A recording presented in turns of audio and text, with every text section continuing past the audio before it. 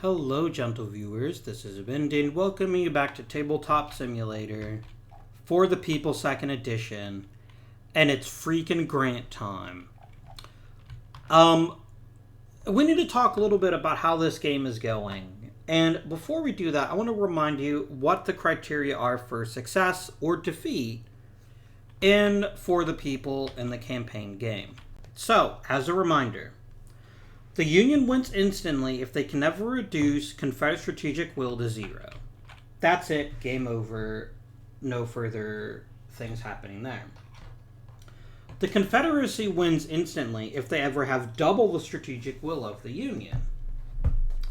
Again, automatic victory. Nothing changes there. Other than that, there's a check in 1864 where, if certain criteria are met, and I'm going to read this off to you as soon as I flip to the appropriate page of the manual. Here we go. If the strategic will of the Union is under 50, they will win the game. Otherwise, the Union needs control of 10 Confederate or border states.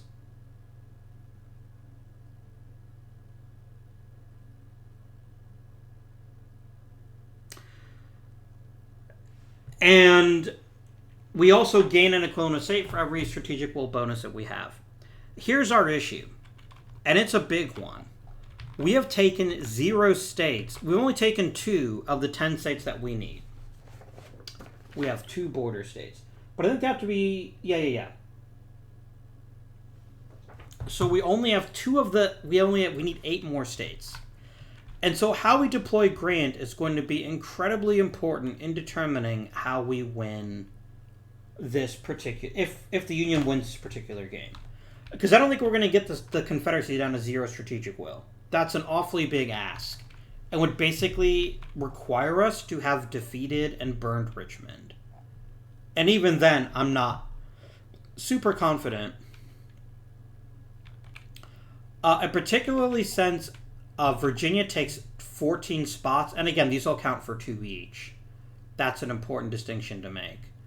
But still, we're a long ways away from taking pretty much any of these states, with the exception of Missouri.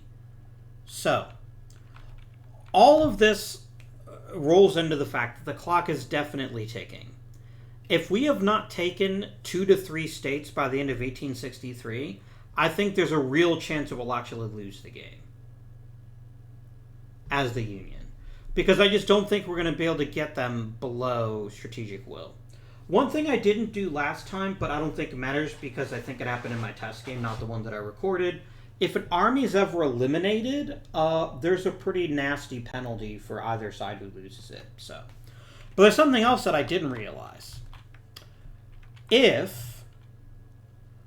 We do not have to have every single gray space be Union controlled. We just need it to be Union naval control, which means I am 2 spaces away from managing that.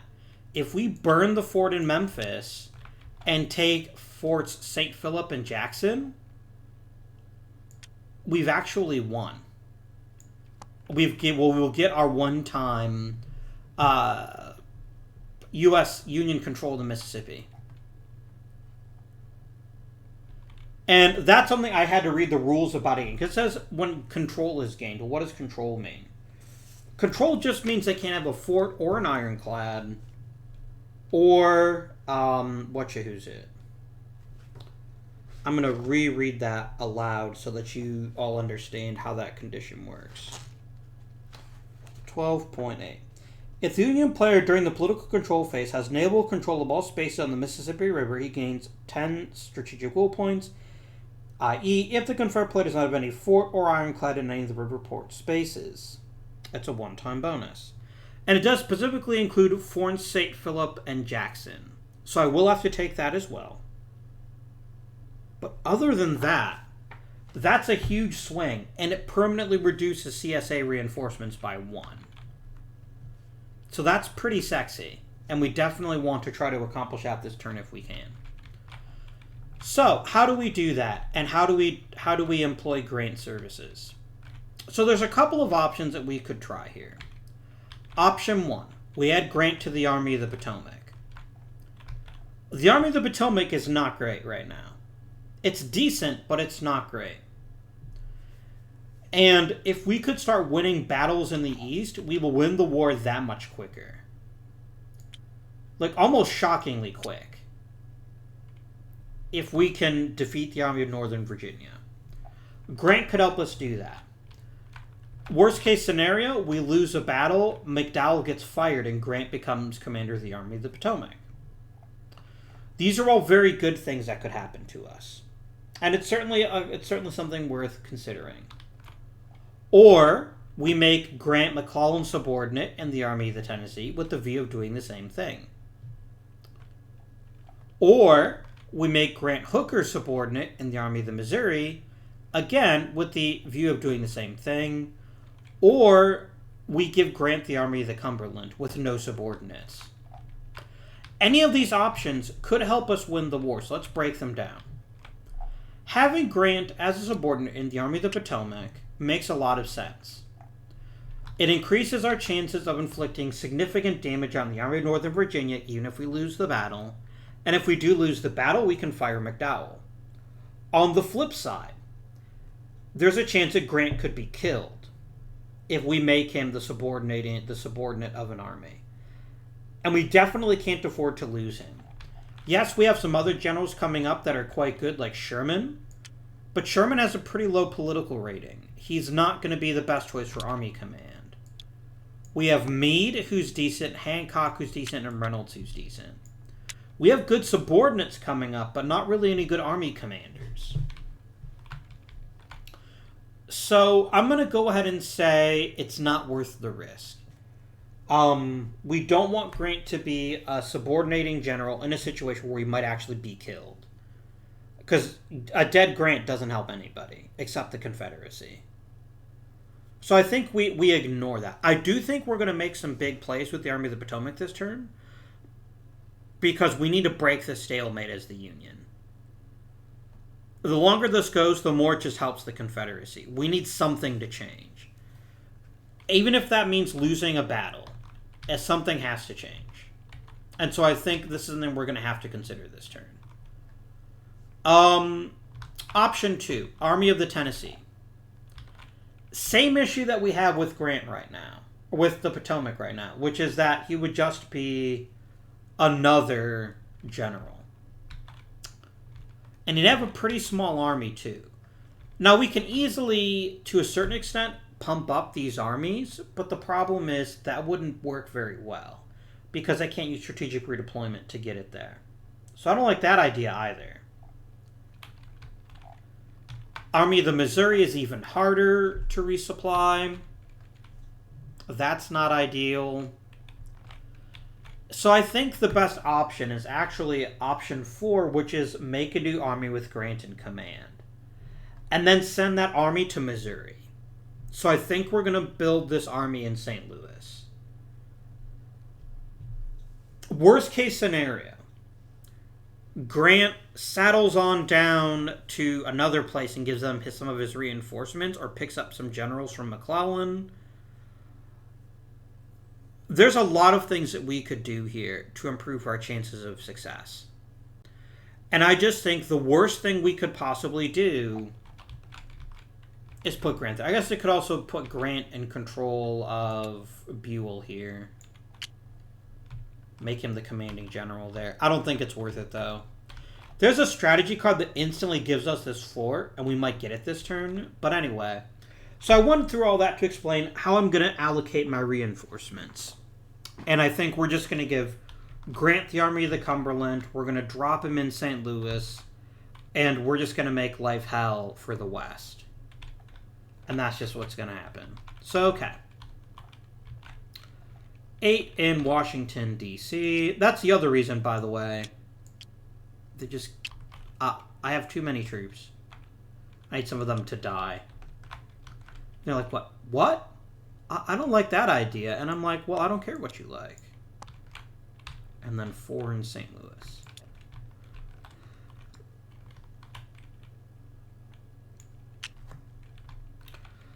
That is it for me. It's now Confederacy time. They get 9, 1 in each state.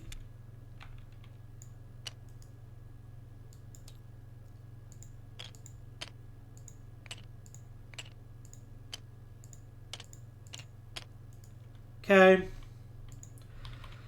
What does the South want to do this turn? That is another interesting question. That is actually an extremely interesting question. Where can we apply our troops to be most useful? Because remember, we're only going to get 9 guaranteed. And of course we're going to get 1 in Missouri.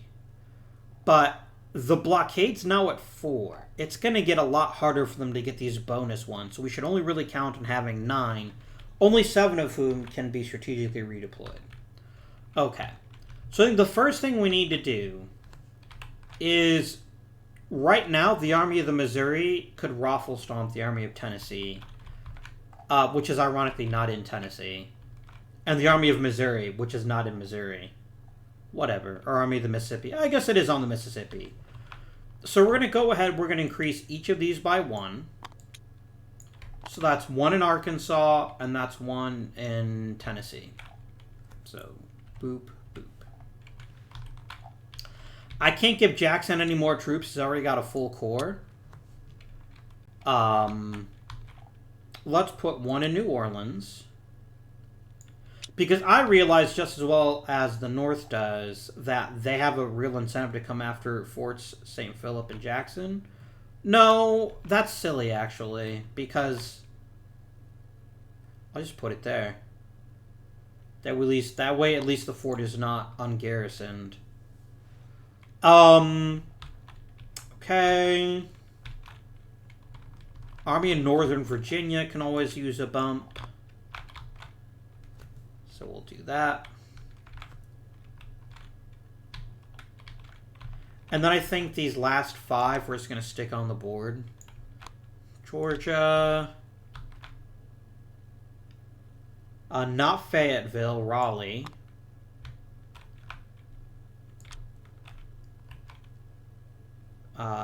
Marion, South Carolina. Mobile, Alabama. And I guess Mississippi? Yeah, we'll put 1 in Jackson. There you go. Alright, strategic redeployment time. The Union's going to move 6 troops from Vincennes to St. Louis. 1, 2, 3, 4, 5, 6.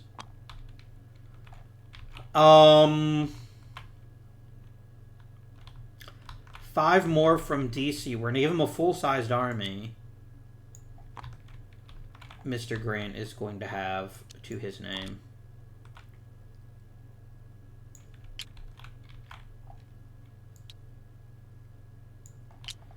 And then, is there anyone else I want to move? Or, like, do I want to send these guys anywhere? My last 3 extra Union troops? I could send them to Cairo and then do a division move into the Army of the Tennessee to boost them up a bit. That's worthwhile. We'll do that. That's just because that's as far as we can get using the railroad. That's fine.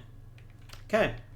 Union strategic movement is done. What about the Confederacy? I just realized the Army of Potomac's actually understrength. We can actually make it so that the Army of Northern Virginia actually outnumbers them. We're going to do that. We're going to delete the guy in Raleigh and Fayetteville, and we're going to bump it up to max. Nope, wait, kidding. I can't do the 1 in Fayetteville. So I'm just going to do the 1 in Marion and move the 1 in Fayetteville there. So that was 2.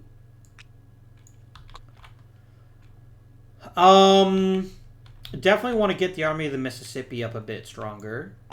So we're going to bump them up. We're going to send this gentleman from Jackson up there. And heck, 1, 2.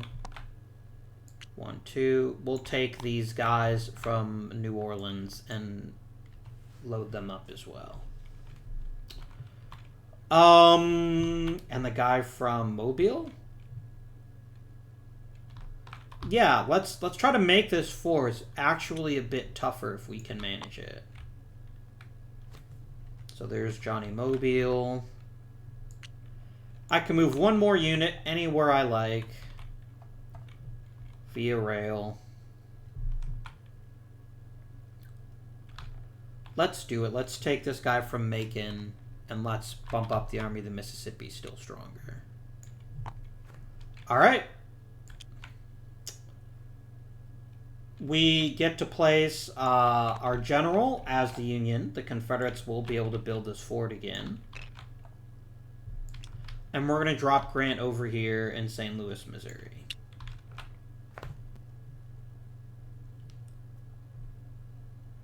And that is going to conclude the reinforcement phase. So, next phase, as always, is drawing cards. And we're each going to need 7 cards.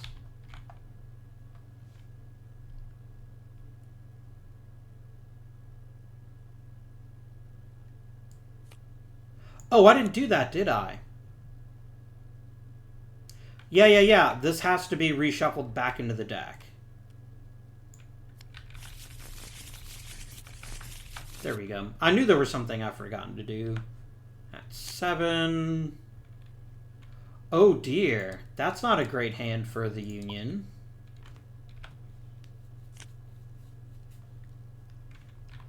Alright. Important decision time. We have a minor campaign. Oh no, we never did blockade runners. Sorry, friends. Let me do that super quick. And I also didn't put anybody in Missouri. We'll put someone in Rolla, I guess. Someone's got to go there. Boom. Sorry about that. And then I have to roll for blockade port. Okay, starting the North Atlantic blockade zone.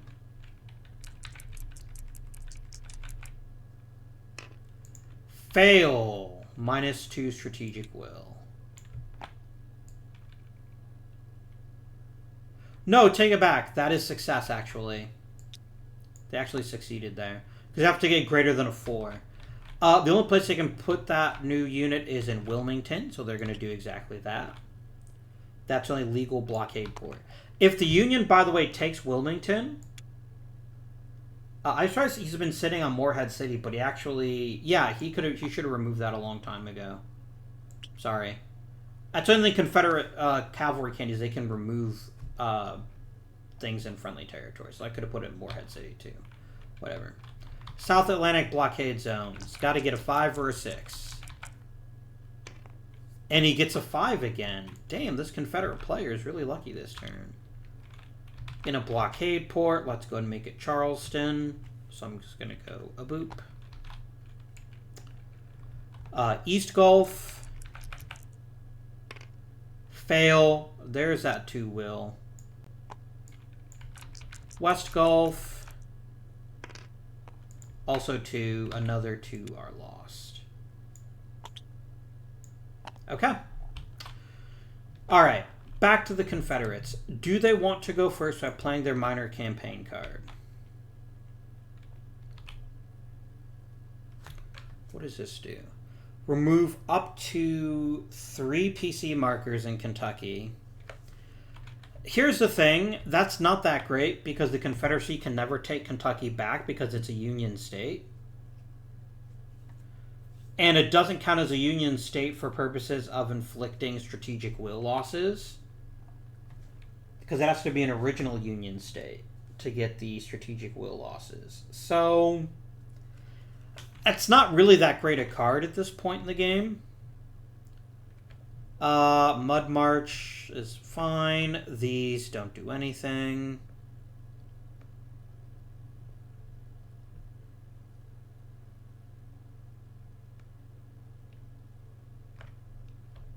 Galveston, it's whatever. It's not terrible. There's actually a lot of value in that particular card. And then 3 cigars to make an automatic interception.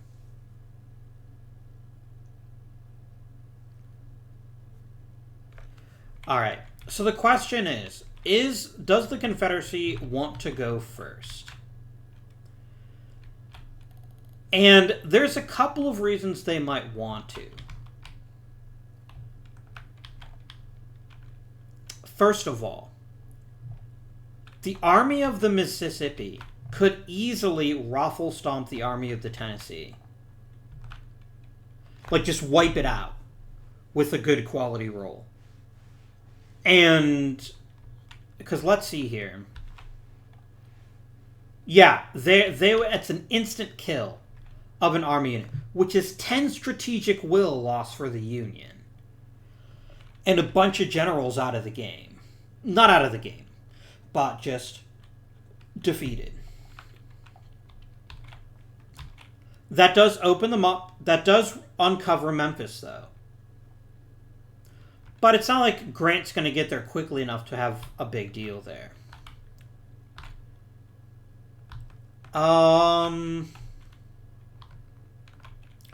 It gave the Army of Tennessee a chance to move, to try to get somewhere to be a little bit stronger.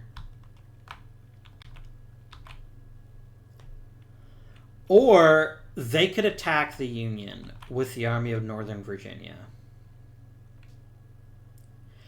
And I gotta say, I really gotta say, that could be huge.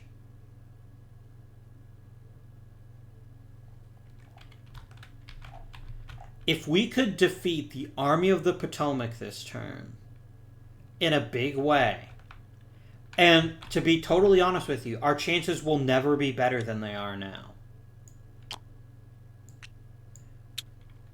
It does mean potentially losing Lee or Stewart, neither of which would be ideal scenarios. But I think we'd almost be stupid not to do it at this point. So we do modifiers for the Army of the Potomac if we attack them. It would be 1, 2, 3, 4, plus 2 is 6.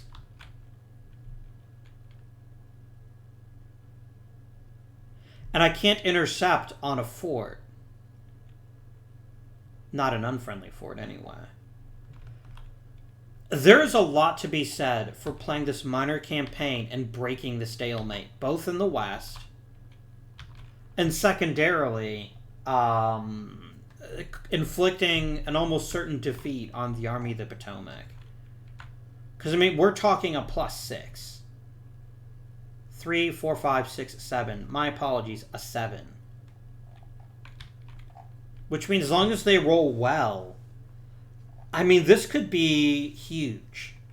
Now, of course, any losses, we will take losses too.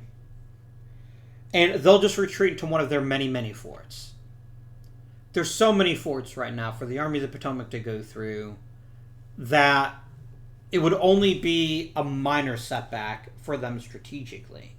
But tactically, we're talking a huge strategic will loss for being defeated. We're talking the possibility of... against the possibility of losing a great general.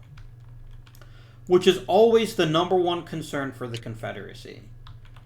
Is that... but there will never be a better time for them to take the initiative and attack. Let me make sure you can't intercept onto an enemy fort. I'm 99% sure the answer to that question is no, that is not possible. It is. Okay. So yeah, the Confederacy is like, hey, Union. And Union's like, yeah. Remember all those minor campaigns you kept freaking getting all the damn time? Yeah? Boom. And just like that, the Confederate turn begins. We're going to do the easy play first, so to speak. We're activate the Army of the Mississippi. Now, let me be clear here. I know this is not a great army. And by attacking the Army of the Tennessee, we're actually going to be facing an adverse die modifier. However, We also get the 5-to-1 advantage, which is +4 in and of itself. So I think overall, I think it's a very smart risk to make. So we're going to go 1, 2, 3, and then we're going to come here. Now, the question is, does the Union want to intercept? And let's face it, the Union's going to lose no matter what. There is no way the Union wins this battle. The best they can hope for is mitigating casualties and retreating into Cairo where they'll be safe and can start building up some forces again. That's the best case scenario. So they really have very little to lose. But then again, they're also going to lose all of McClellan's defensive advantage because they don't have cavalry and the Army of the Mississippi does. It is what it is. They're going to give it a shot. They need to roll a 1 or a 2. And they get a 3. So they do 1, 2. I'm just going to remove this because this doesn't actually matter, but Columbus, Kentucky could. And then they're going to attack the Army of the Tennessee. Now, they have a very, very strong motivation to avoid battle, in fact. But they failed their intercept roll, which means they cannot retreat now. They have to fight. So this is going to be not good. So, first of all, +4 for the Confederates because they have more than the Union does by 5-to-1. Second, they get a +1 for Bragg and a +1 for Wheeler. That's a total of 6. Union side. Because they do not have cavalry, this is reduced by 2. So they only get +1 for Burnside. So it's a +1 for the Union and a +6 for the Confederacy.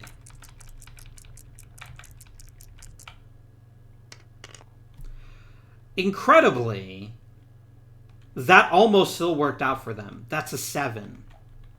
So, a 7 on a medium battle table for the defender is 2 losses for the Confederates. That's fine. A 3 plus a, let me just remind myself really quickly, 1, 2, +4 is 6, so that's a 9. That's going to inflict 2 losses, which is enough to wipe out the Army of the Tennessee. So here's what happens. All of these generals are going onto the turn tracker for next turn.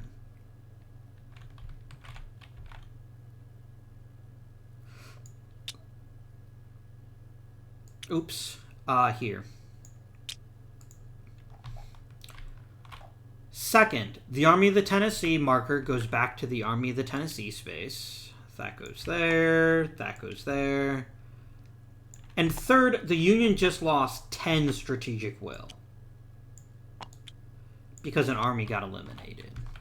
And with their last movement, they're going to flip Paducah, Kentucky to being Confederate. That was just the first blow on this particular turn. Things could definitely get worse, and they very well might. Let's find out if they do, in fact, get worse. So, Army of Northern Virginia, up 1. Army of the Potomac cannot... the Army of the Potomac, even if they wanted to, cannot intercept because of the Confederate fort. 2. I hope you're ready, friends. This is the battle to end all battles in terms of large battle sizes. There's way more than 20 troops. That's a given. Cavalry intelligence doesn't apply. It cancels each other out.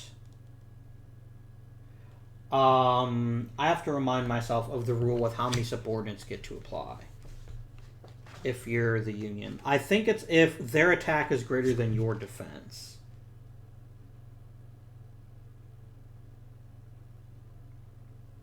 Yeah. So, Joe Johnson has an attack of 1, and Irvin McDowell has a defense of 1. So that's fine. They each get their full complement. So, There's no force modifiers. They're roughly the same size. So it's going to be 1, 2, 3, 4, 5, 6, 7 versus 1, 2, 3, 4, 5, 6 for the fort. This is going to be brutal no matter what happens, and there's a higher probability that each side is going to lose a general. And that's fine if that's what happens. But they needed to break the stalemate. They'll never have a better chance to do it than right now. That's what we're going to do. Hoo boy! Defender first. Large battle. Defender got a 6. They're going to go way over 10. They inflict 6 losses.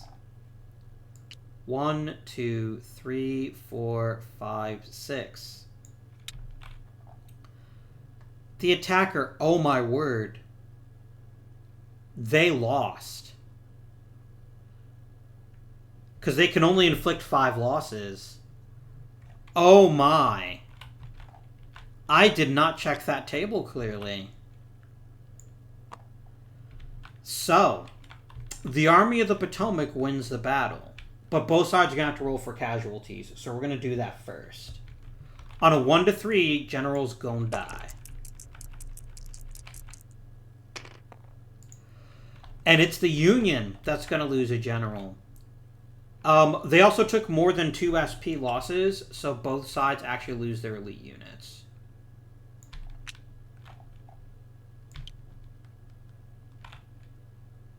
They go back, and then they can just come back in with the play of a card later on. Alright. So, we're going to come over here, and we're going to see who in the Army of the Potomac just died. Is it going to be Curtis, Rosecrans, or Stoneman? It is Rosecrans. Is a corpse now. However, this is what's interesting. Because they inflicted more losses than they took, the Union actually won that battle. So, the Confederates go back where they were in Manassas. That's the attacking space. And we have a change in strategic will. Specifically, the Union's going to get 7. No, the Union's going to get 5 because they're going to flip. They're going to go boop. They're going to come up here. And the Confederates are going to lose, I think, 5. Yeah. 1, 2, 3, 4, 5. Okay. That is that turn completed.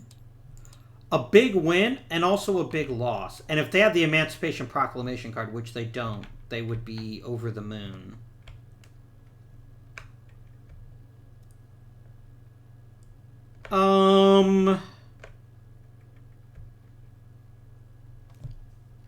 I have to play a 2 or 3 if I want to create an army, so I'm going to go ahead and play Draft Riots in New York.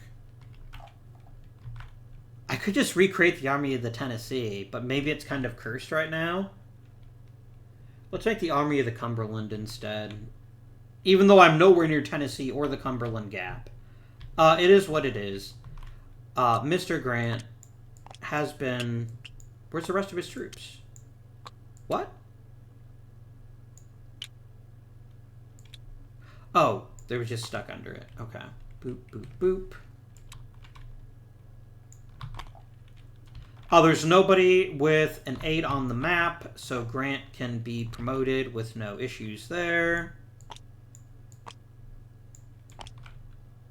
15 SPs, and then this goes in St. Louis. So, that is the Union turn. So, what does the Confederacy want to do here? Honestly, they should take advantage of the unique circumstances that they have. They should promote Lee. Let's do it. They're going to burn Cape Hatteras operation. No, you can play any card to relieve a general, right?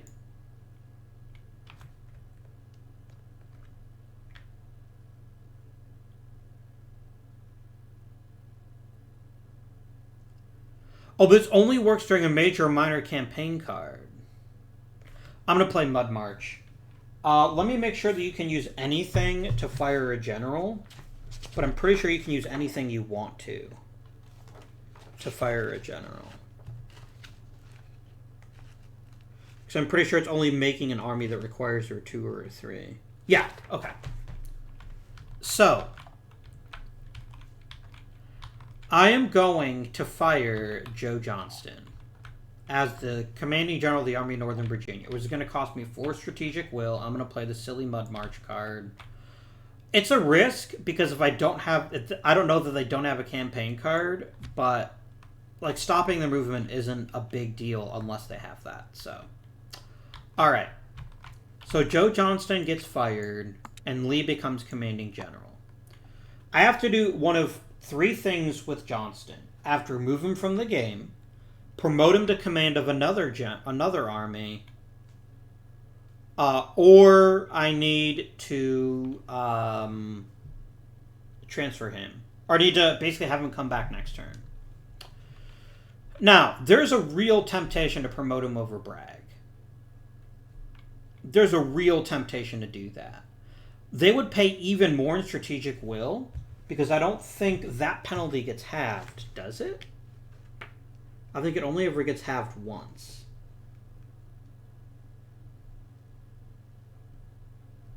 Yeah, he would have had to have lost a battle.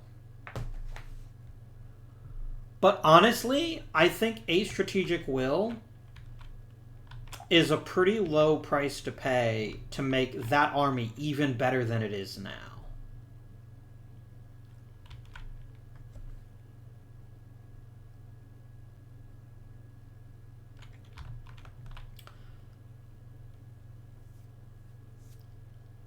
I mean...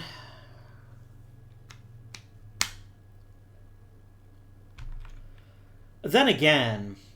Maybe it is just best to just let Johnston come back next turn, and then I have flexibility with what I want to do with him. Let's do that. So Joe is going to come in to play next turn as well. So, okay. That all happened. The Army of the Northern Virginia is now in the command of Robert E. Lee. We'll find a good job for Johnston. Don't worry too much about him.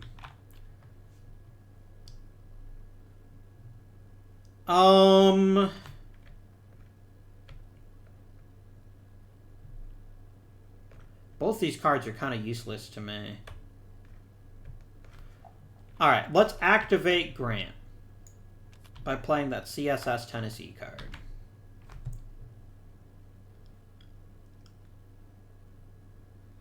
And I think what I would like nothing more than to do... So basically there's a couple things I could try here. First of all, the Army of the Mississippi is shockingly vulnerable. Like, shockingly vulnerable. Because even though they've got a decent-sized army, on the defensive, they'd only get a +2. Grant himself is worth a +3.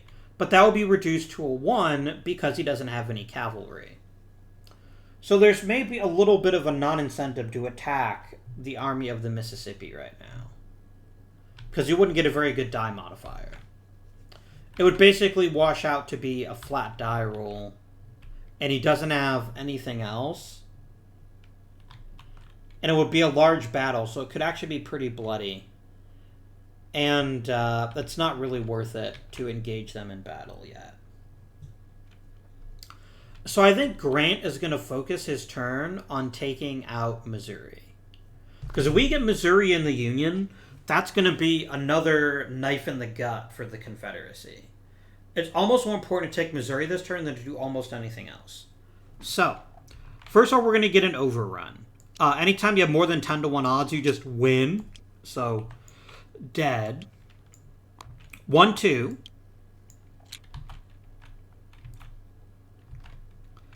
And then we're going to go 3, 4, 5, 6. And that is Grant's turn. We now currently have 6 of the necessary 7. So we're going to have to come back and pick up 1 more of these in order to make sure that we succeed. Okay. Confederacy time. Galveston is not a terrible card to play, but it's also not that great either. Like, yes, I could put someone in Fort Fisher, but the Union could theoretically just come back around. So I guess that's still worthwhile, though. Oh, right, because you get a PC marker there.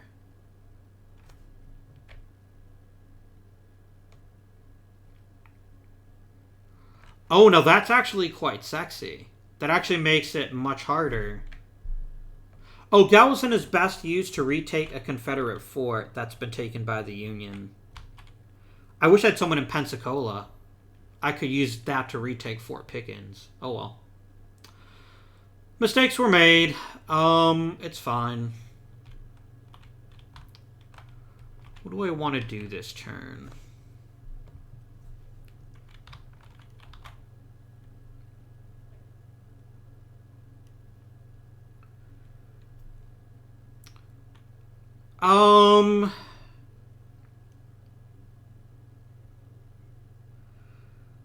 I could build a fort. And if I built the fort in Paducah, Kentucky, I could then break into Illinois. Because you can cross river if you have a fort there. I think without hesitation that we do that. That we build that fort. Do it. Let's play that card. And we're going to build a fort in Paducah.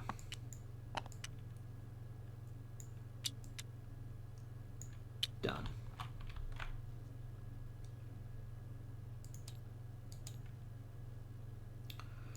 Union time. Now, interesting decision to make here.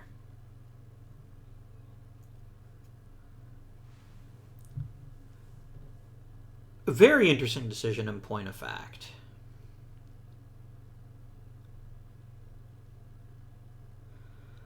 I can quite clearly see that the Confederacy is going to break into Illinois next turn.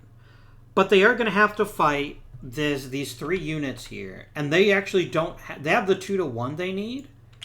But that would actually be a very interesting fight if they did that. I have to keep in mind, too, that we have Jackson as well. I have to stop forgetting about him as the Confederacy.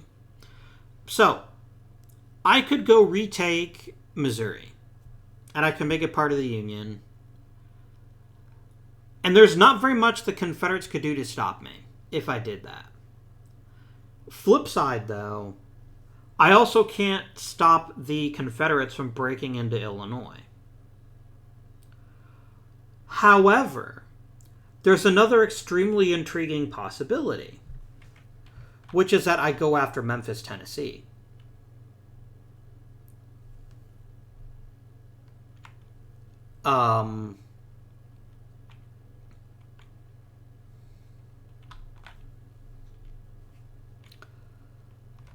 That might lead to a fight between Jackson and Grant, which would be pretty exciting at some point. Now, if I did that... Oh.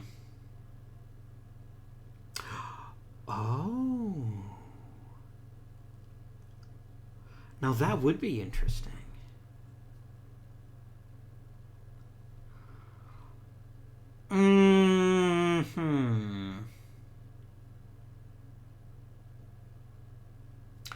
If I pulled that off, the Army of the Mississippi couldn't retreat.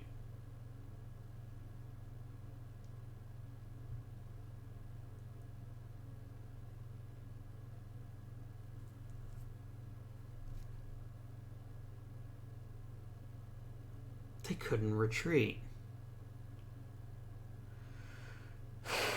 It'd be a large battle with the attendant things there. So let's talk die modifier. Let me walk you through what I'm thinking here.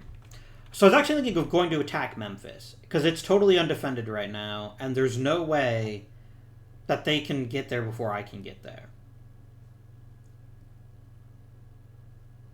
But what does this do? Perfect. This will actually solve my issue. I can take St. Louis even if I don't attack it. As long as I make that my last card. Okay.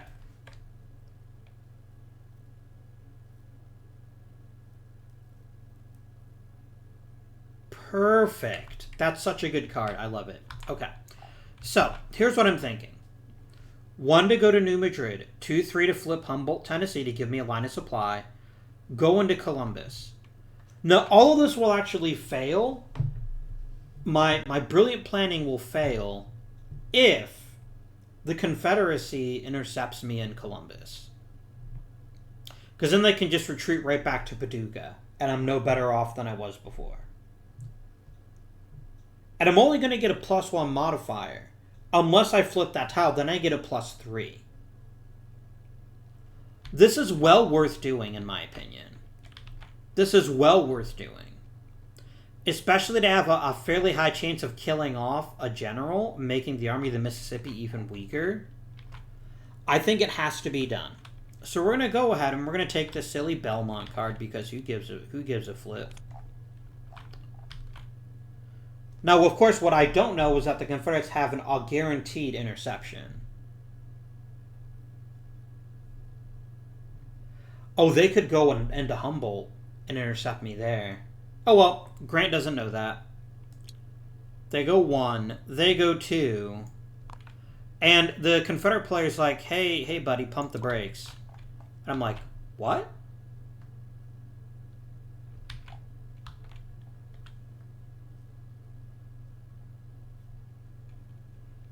And they play 3 cigars. This actually happened on the reverse. This is how the North won the Battle of Antietam. But, well, not really won. More got a stalemate. But anyway. Yeah. So they say, I'm doing a 2-space interception. Boom, boom. And battle is joined. This then becomes a real shame for Grant because he's gonna get bloody in this fight. But it could be worse. And there's always a chance he'll roll better. So, with the +2, the Confederates have a total of a 4. Because of cavalry intelligence, Grant himself only counts as a 1. So it's 1 for the Union, 4 for the Confederacy.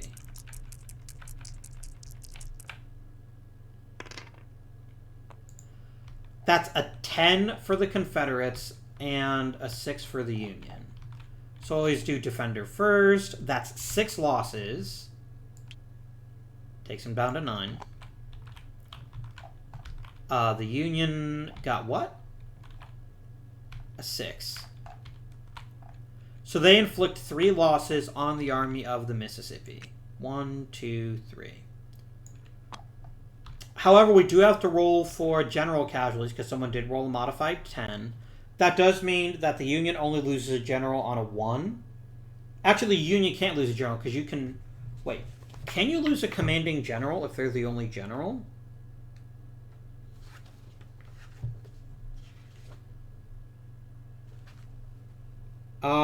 Here we go here.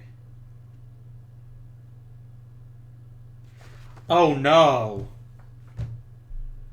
Oh, no. There's a 1 in 6 chance I just killed Grant. This is already a loss. So I'm going to go ahead and reflect that now. The Confederate's going to gain 5. The Union's going to lose 8. So 1, 2, 3, 4, 5, 6, 7, 8. Please don't roll a 1. Please don't roll a 1. Please don't roll a 1. Please don't roll a 1. Oh, I just felt my heart stop for a second there. I could have just lost Grant on like the worst possible gamble. So Grant has to retreat to New Madrid. They're there now. But they are going to lose a general. And it's a 1 through 3 that he loses Wheeler.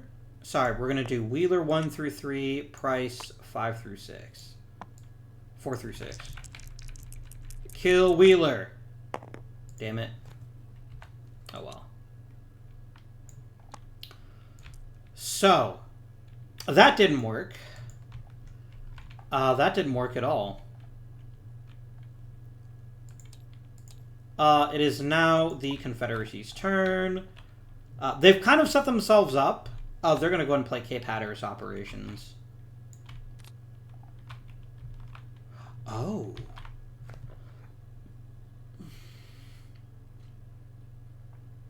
Get Jackson involved.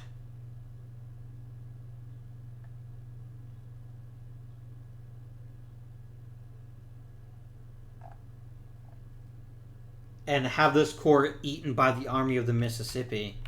Oh, that makes this so dangerous. I love it as the Confederacy. I love everything about it. So, it's more than 8 spaces, less than 8 spaces, right? 1, 2, 3, 4, 5, 6, 7. If I try to intercept as the Union, I could probably do it, but then I'd just get killed. So that's exactly what happens. Grant is going to become the subordinate of Mr. Bragg here.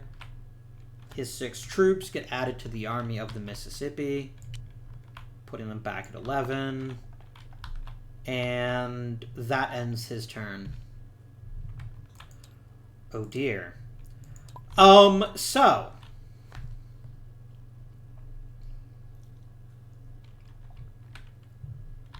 Army of the Tennessee is actually a fight they could win. No, they couldn't. Yeah, he'd get his ass handed to him.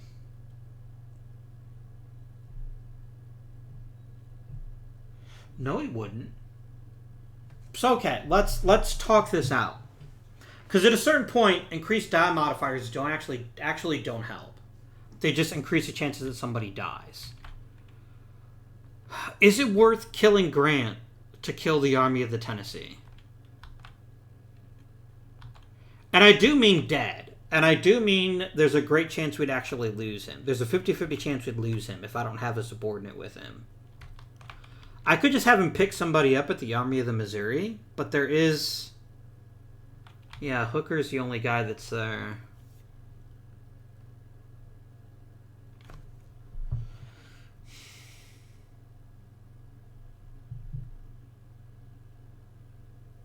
Is it worth losing Grant to kill the Army of the Tennessee, potentially killing Longstreet or Forrest?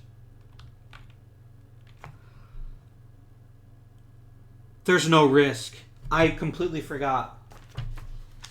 I can't lose my general because if an attack is made at odds of 3-1 or greater, there is no attacker general casualty rule.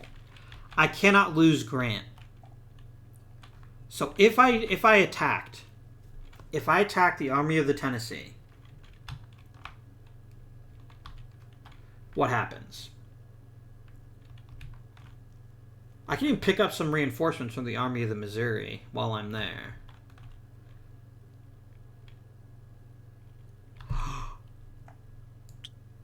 No, they have a fort in Little Rock. Damn it. I was going to say they can't intercept, but they actually can.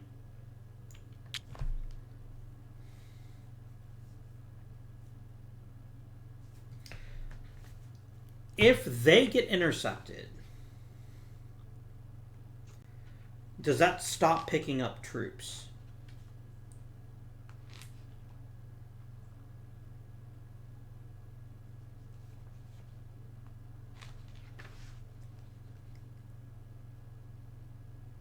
Yeah, because they would get there first. So I couldn't actually pick things up. But the Army of Tennessee would be pretty stupid to do that because they'd actually be intercepting the Army of the Missouri and the Army of the Cumberland. Do I care about that? Oh, wait a minute. There can never be 2 armies on the same space.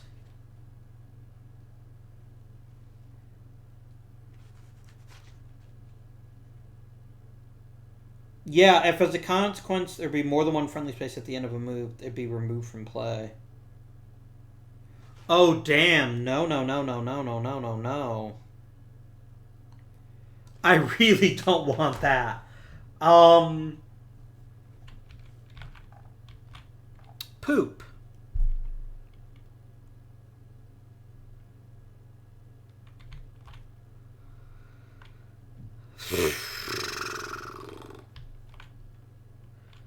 And I can't even move the Army of the Missouri without burning one of my best cards.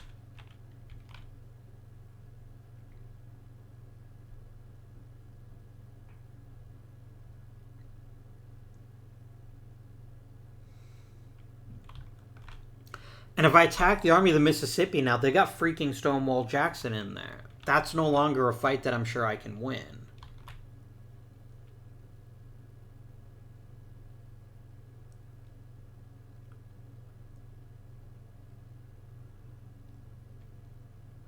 Then I guess what we do is just try to outmaneuver him. Like, alright, so here's what I'm going to do. I'm going to play Franz Siegel. Oh, what does this do? Confederate Railroad Degradation. Man, I wish I'd seen that card earlier. I would have played that first of all. You know what? Let's do it now. It's better than never. I'm going to roll a die. 1 through 3, the left card gets discarded. 4 through 6, the right one does. So that one got discarded. Galveston. That's not that great. Alright. Back to the Confederacy is going to be their last card. They're going to play Kentucky Anarchy. To do things. I don't know what things they're going to do yet, though. Let me think about that. It's not worth playing the card as an event. It just isn't. It's a 2-value card. There's plenty of other excellent things that the Confederacy could try. Now the question is, what do they want to do? They can't get into New Madrid. They'd have to go all the way around. The Army of Tennessee could try to attack the Army of the Missouri. But if they took significant casualties, that would be a really bad time. Then again, the only thing in the Army of the Missouri that gives them any bonuses whatsoever is freaking Joe Hooker's +1.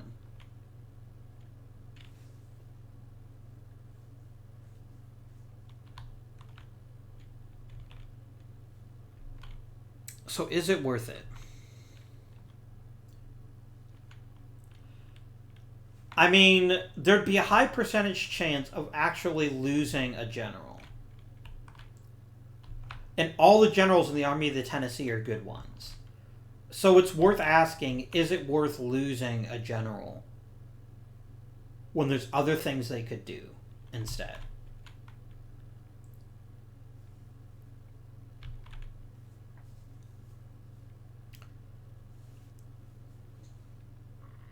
The Union can always cross rivers, right? Even if there is a fort? No, a fort actually does keep them from crossing. Okay. So let's say the Army of the Tennessee decided to move up and try to retake some spaces in St. Louis. Very possible for them, in Missouri, very possible for them to do. That would then potentially lead to a situation... Because the Confederacy can't do anything this turn. Next turn. Maybe they move the Army of Mississippi. Have Bragg attack Cairo. And then get into Illinois.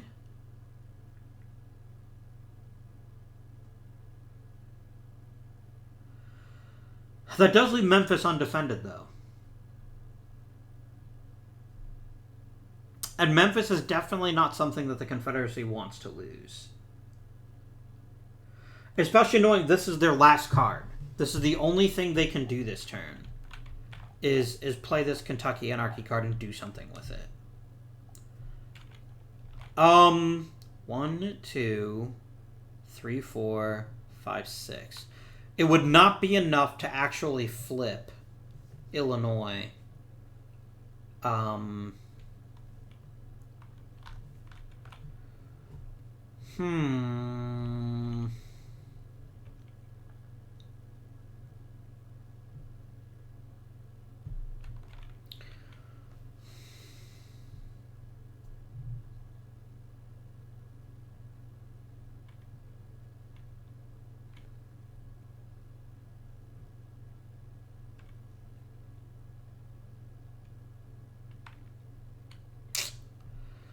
Poop. What do we do, friends, as the Confederacy? I mean, the Army of Northern Virginia is extremely vulnerable right now.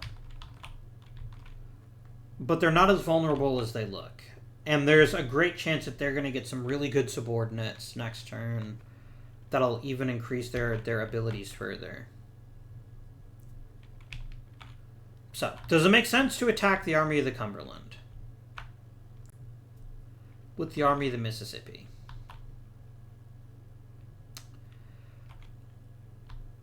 There's actually a lot of value in that. And here's why. But they can't.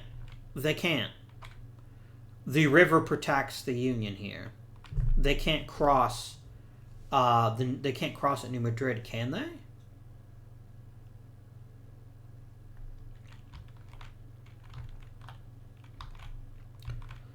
So the fort in St. Louis basically cuts off the fort in Memphis. Because I don't think Paducah affects Memphis at all, does it? Because Memphis is only on the Mississippi. It's not on the Tennessee River. So yeah, the Army of Mississippi can't cross the Mississippi there. I mean, they could go after the Army of the Missouri.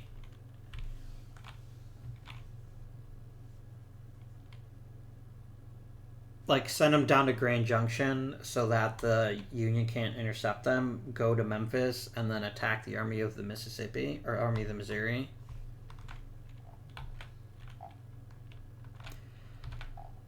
The thing is, here's what makes this a difficult decision for the Confederacy. They're out of cards. So there's every possibility that Grant is going to run amok, no matter what they do. So the question actually becomes, what scenario works best for the Confederacy? Is it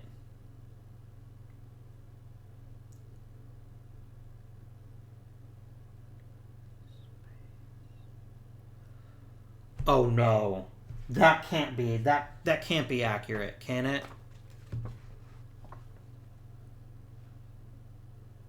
Please tell me that can't happen.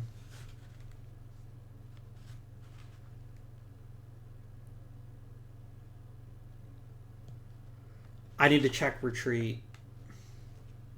Like, this would be the biggest form of bullshit if that's true. I mean, I guess if it's true, it's true. I can't do anything about it. I'm looking at retreat rules.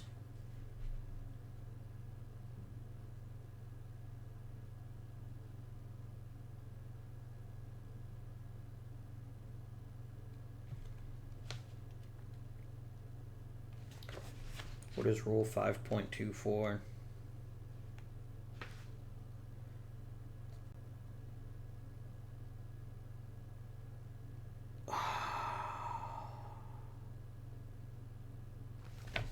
That's the fucking worst.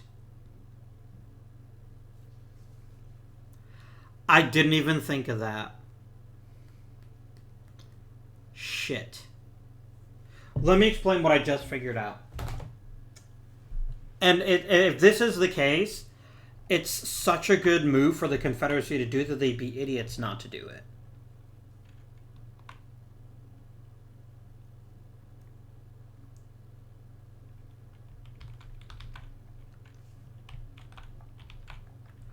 So here's what I'm thinking. The Army of the Mississippi could attack the Army of the Missouri. Retreat rules are very specific. They must retreat to certain spaces on priority.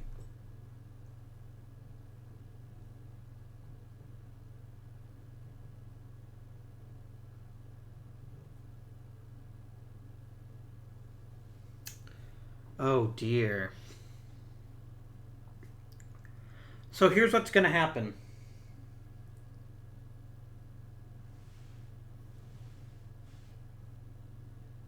Oh my god, they're not even in supply. Yes, they are. They are in supply. Okay. They can draw supply from New Madrid. Yeah, so that's fine. But here's what happens. Army of Mississippi attacks Army of the Missouri. Their priority is, oh gosh, I need a friendly space. hey, look, I'm going to eliminate myself. That's so terrible. That's like the worst thing that could happen, because we're going to lose, as the Union, 15 strategic will. That would be catastrophic. And the Confederacy would be absolutely stupid not to take the chance. There is no downside. Yes, there's a chance they could lose a general. But this is a general for 15 strategic will. 15. That's... Yeah, and that would suck to lose Jackson, of course. But short of taking Washington, D.C., there's no other single move that would give them 15 strategic will. Even a chance at 15 strategic will. I think they have to take it. Even if it means losing a general. Even if it means losing Stonewall freaking Jackson. It happened in real life, of course.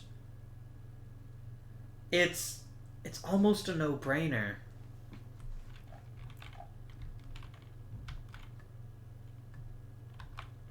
And Joe Hooker sucks. Like, he would have every incentive to try to intercept if that happened.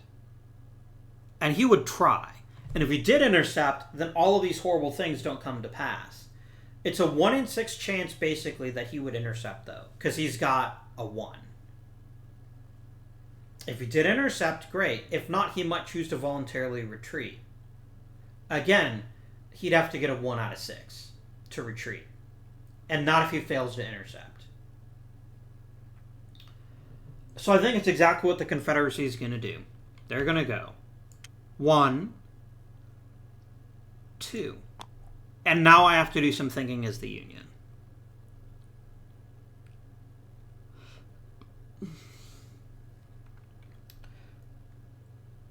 Assuming he's going to attack. Oh gosh, I feel so silly. Assuming he's going to attack, then the Army of the Missouri is dead. Unless the Army of the Missouri wins the battle. And I gotta tell you, it's a +5 die modifier versus a +1. I don't like those odds. I don't like them at all. Basically, the only way that would work is the Confederates roll a 1 as the attacker, and the Union rolls a 6. Or a 5. Basically, they would need... No, they'd have to roll a 6, basically. That is the only way that the Union could win that battle, and thereby preserve the Army of the Missouri.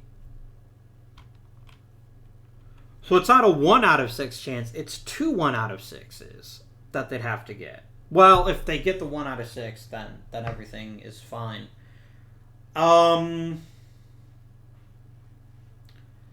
It's 15 strategic will.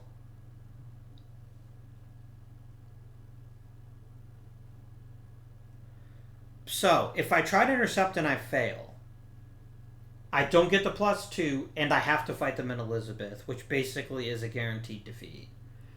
If instead I try to roll to avoid battle, I get a 1 out of 6 chance, and then I still have a chance to win the battle.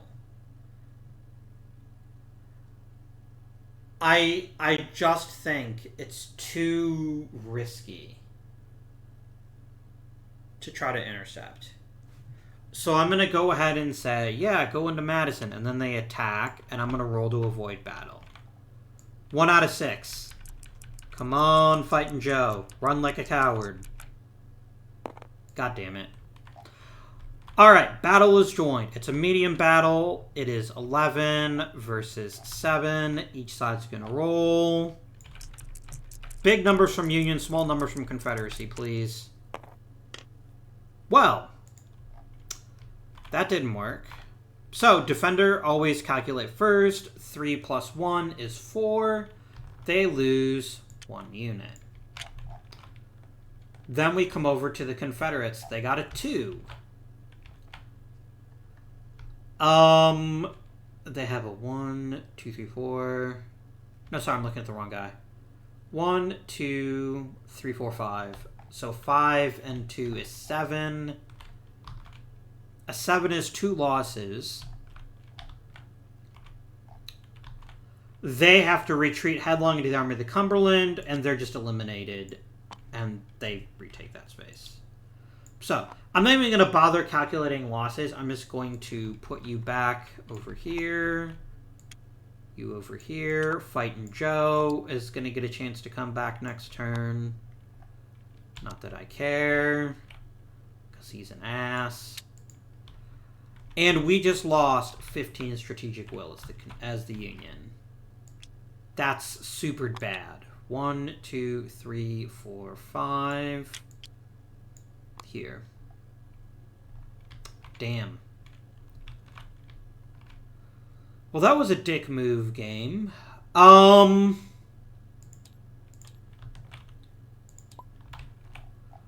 we're gonna play Franz Siegel.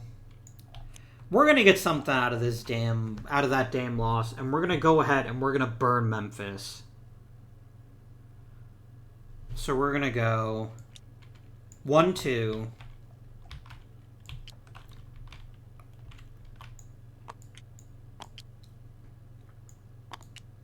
Three. I'm just going to roll the Confederate because otherwise it's automatically win it. There's no way that they can stop me. So I'm just going to roll for the Confederate to see if they actually take a loss or not. A 5 and a 2. Yeah, because if I'm not mistaken, a battle against a fort is always a small battle. Let me see if that's the case. But I'm pretty sure a battle against an ungarrisoned fort is always considered to be a small battle.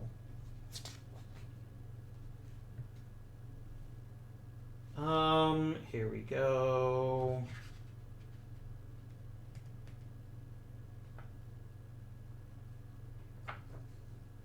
Hang on.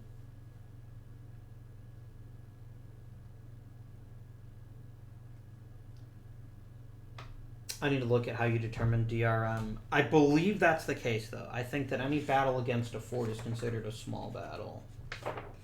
Maybe it isn't. Let's see here. Battle ratings.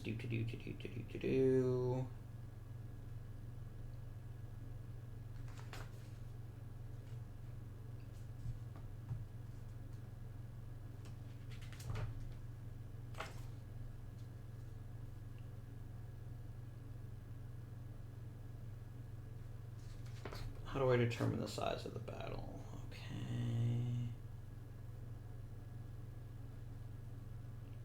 No, yeah, it actually counts as a medium battle. Because it's the total. Yeah. So actually they do get to roll on the higher number here. So they're gonna do some damage to me. So that's 5 plus 2. I still can't lose the battle though, because I'm guaranteed to get a 10. Aren't I? Shit, hang on. Am I guaranteed to get a tie?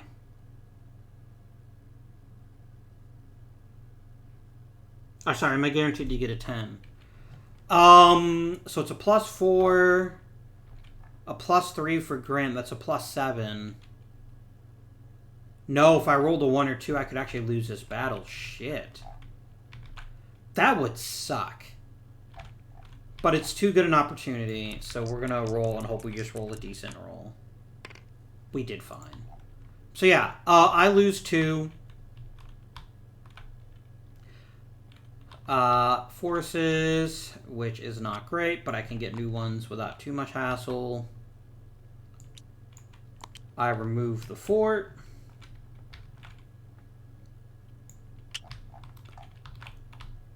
I burn another resource space. That instantly gives me... So I have to put a PC there first. Then I get to burn the resource space. Lock. That's going to be a +5. Turns into a +7 for the Union. 1, 2, 3, 4, 5, 6, 7. The Confederates lose 5, which turns into an 8. 1, 2, 3, 4, 5, 6, 7, 8.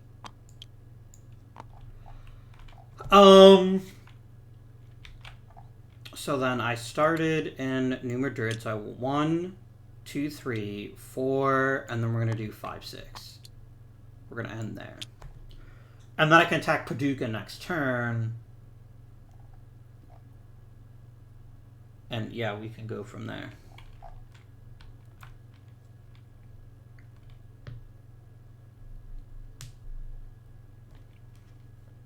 I could also just go burn Jackson to be vindictive. I've got several options now, which I didn't have before. So I'm going to go ahead and play Big Bethel. Now, how many spaces in Tennessee does the Union have? 1, 2, 3, 4, 5, 6. They need 13.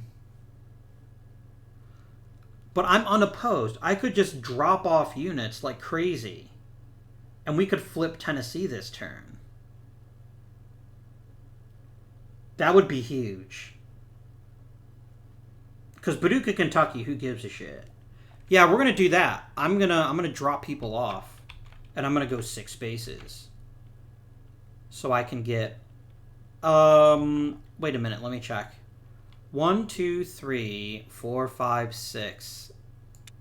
That's Columbus, Kentucky, that doesn't count. 1, 2, 3, 4, 5, 6.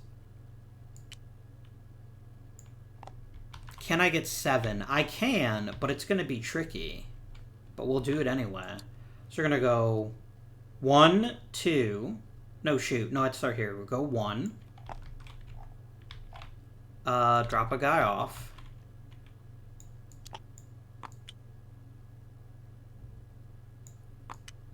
2. Drop a guy off.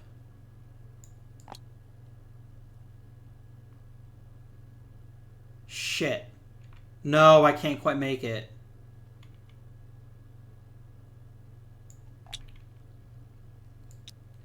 Because I can't go. I'd have to go 3, 4, and then, yeah. So let's just do all the damage we can, right?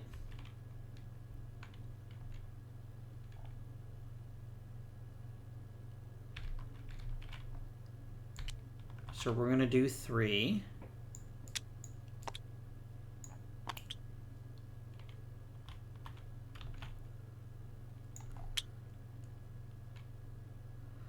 Oh, shoot. Hang on. No. We can't do this way. I was in Columbus. There's actually a much bigger threat here, which is the fort at Paducah. And since I can't flip Tennessee in one turn, I don't feel the compunction to do that. I'd rather destroy the fort in Paducah, pick these guys up, and then make sure I'm in Jonesboro or St. Louis so that I can get fully restored next turn. Or close to it. So that's what we're going to do. We're going to attack the fort in Paducah. I get a +7. They get something else. I got a 10, so I win. But they do get to inflict... What is it? 2 losses? No, they get 3 losses. It's worth it to destroy this fort. So that was 1, 2, 3. Absorb these jerks. So we just go boop, boop, boop. And then, where would I like to end my turn? Maybe head down to Grand Junction, Tennessee, and flip that? It's still on the railroad. Not that it matters, because the thing is, I don't have a rail connection, so I'd have to go back up into the Union if I wanted to get reinforcements through strategic redeployment. And I think that's fair. I think it's a very fair decision. So we'll do 4, 5.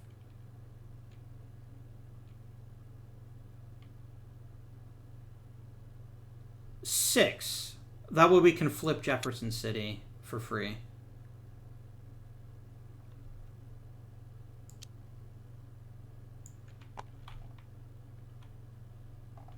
I have enough already? No, I don't. Okay.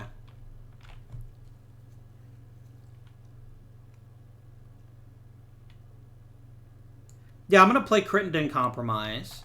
I'm going to flip this space, St. Joseph. And I get to place one anywhere I want to that's not a resource space. Or anything. And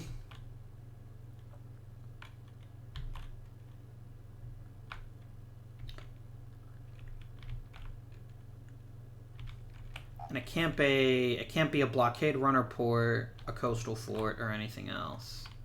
Or a resource space. So where would I most like that to be? Fuck it, let's put it in Winchester, Virginia. That counts as 2 spaces now. And now the Union turn is done. We're going to check political control. And the Union now has control. Sorry, first we flip. So they're in friendly territory, so that flips. No changes here. Elizabeth already belongs to Arkansas. Franklin, Tennessee already belongs to the Confederacy. The North isn't anywhere exciting. Sorry, nothing has changed there. State control has, however, with 1, 2, 3, 4, 5, 6, 7, this is now a Union state. Which means it can never be a Confederate state again, so I'm going to lock that down.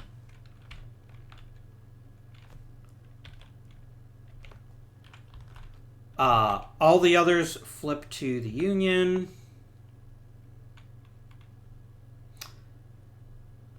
And we're going to add 10 strategic will for the Union. And we're going to take 10 from the Confederacy.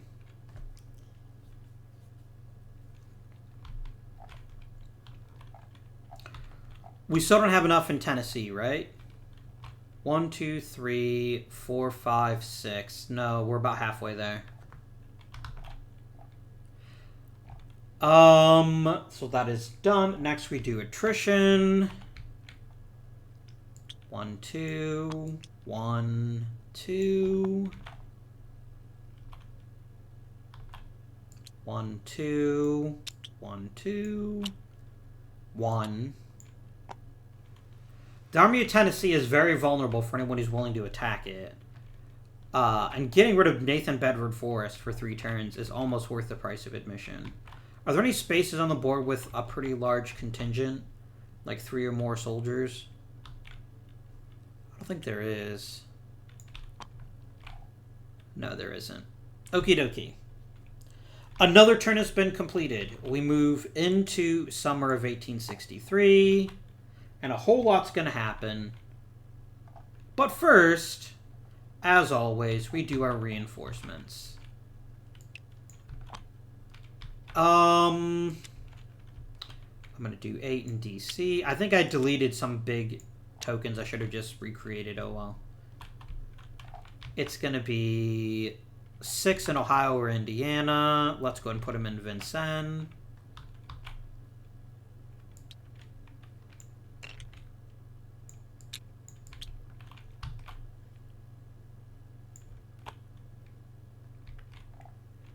And then we're going to drop 4 in St. Louis. Confederates, they get 1 per state. The Union still doesn't have naval control of the Mississippi, although it's really close. Assuming we go first, if we can take Forts St. Philip Jackson, or we get the card that lets us just wipe it out, then we get the Mississippi. So there's definitely real danger there for the Confederacy to be concerned about. So, again, 9 per state, or 1 per state, 9 times. But once I start taking their states, they're going to start losing reinforcements. And that's going to be a key to the Union victory.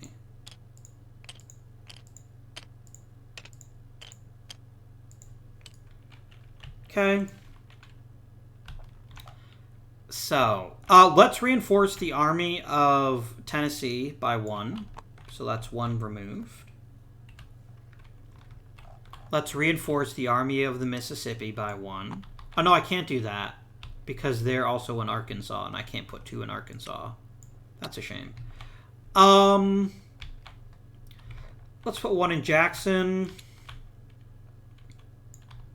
For Mississippi. Let's put 1 in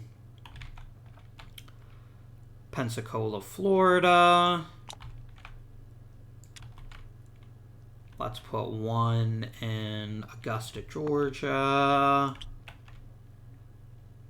Let's put 1 in Savannah. Let's put 1 in Weldon, North Carolina. Let's bump up the Army of Northern Virginia by 1.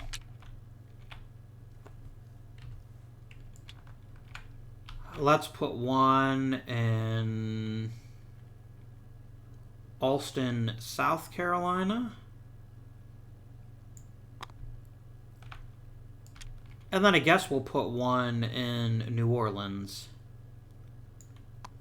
There we go.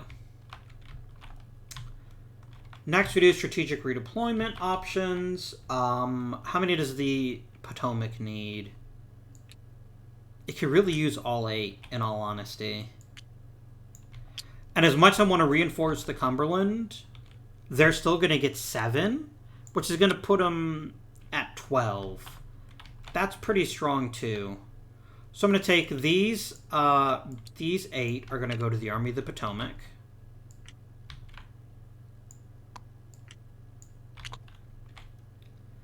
And then the remaining 6... No, I have to leave... Shit. No, I can just have, like, a lot of... Wait, what? Why do I have so many troops? Oh, I always get that many troops. Okay. I'm going to put these 4 from St. Louis into Jefferson City. I'm going to bump that up by 4. Give it a nudge. 1, 2, 3, 4. And so let's see, that's 8 and 4. That's... And I'm also going to send this... I'm going to send 1 more over, too. I'm trying to leave enough to create another army. In case we need one, which I think we kind of do quite badly. Alright. Confederates did not roll for their stupid blockade runners again. I've got to remember to do that each and every turn without exception. North Atlantic. Nope. 2 down. 1, 2. Wrong way. Genius. A 6. That's a success in the South Atlantic blockade zone. Let's put someone in Jacksonville, Florida. East Gulf. Big ol' fail on that one. It's another loss of 2. And the West Gulf. A success. Not that that matters, because the West Gulf isn't hugely useful. I guess another unit in New Orleans is always worthwhile. Make them a bit tougher. Alright. Now they get their strategic redeployment. Weldon boy here and Wilmington. No, just Weldon for right now. I have lots of 1s, so you can just reinforce the Army of Northern Virginia. Neither one of you are on the railroad, so I can't reinforce either of you using Confederate troops. We're probably going to want to make a new army at this point. I know we've already made 3 of them, but we're getting a bunch of generals next turn. And I think there's a lot of value in having 1 more army in the West, maybe? Or heck, even an army like in, say, Charlottesville, Virginia, so that we can start pushing into Pennsylvania. I think that makes a ton of sense, so we're going to do exactly that. So I only did 1 before. I can move up to 6 other units that are on the railroad track, of course. So we're going to do 1, 2, 3, 4,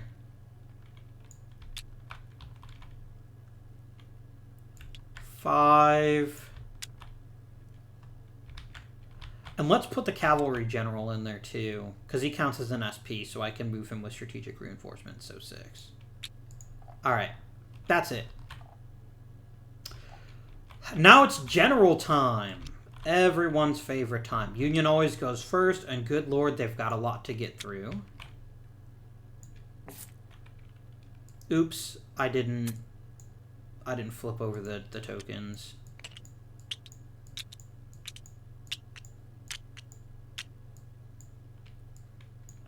So we're gonna go flip and then drop them in there.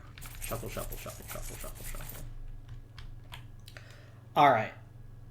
So, I would like 2 subordinates for one Mr. Ulysses Sam Grant. So I'm going to give him 2. 1.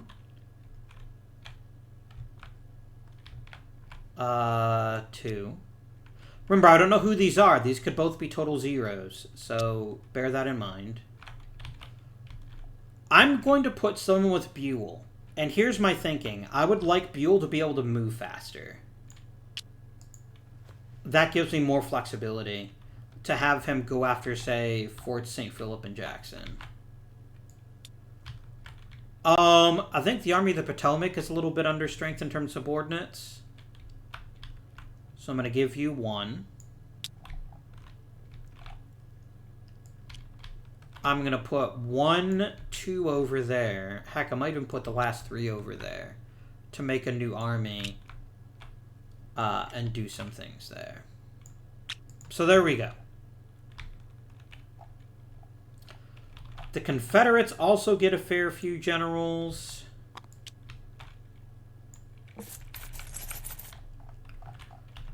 We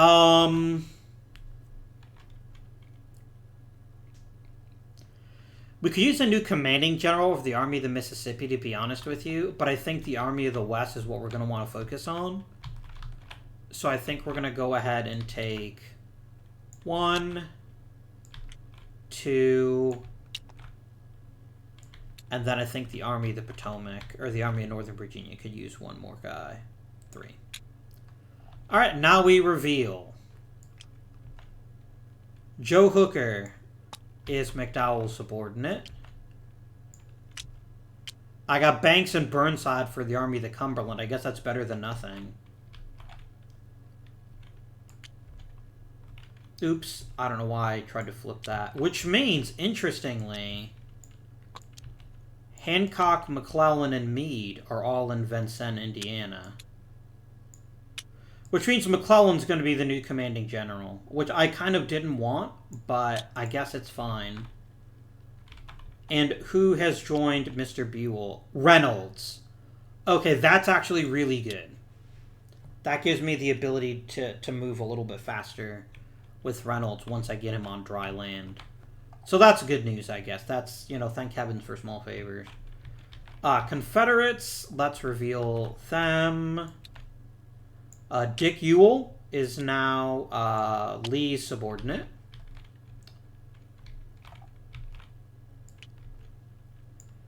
And Albert and A.P. Hill and Joe Johnston are going to be the basis of this new army. So, that's fine. Generals revealed. No new generals for 1863, the fall. So that's important. And it's time to draw cards. So 7 for the Union. And 7 for the Confederates. Did they get another minor or major campaign? They did not, so they're going to be going last.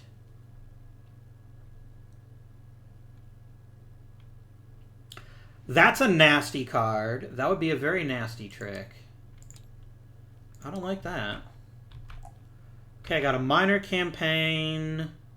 I got 2 minor campaigns. And then a bunch of cards.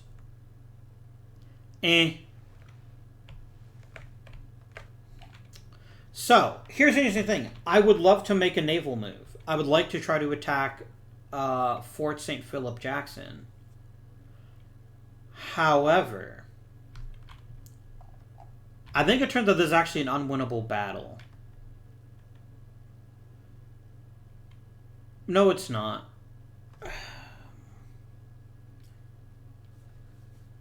But it would be difficult to win. I'd have to get a 7 or higher. I'd get a +4 for attacking an but it's not an ungarrisoned fort.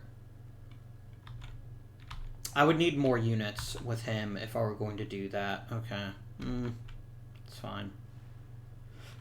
I just didn't know that they have that card, though. So. Hi, Army of the Tennessee.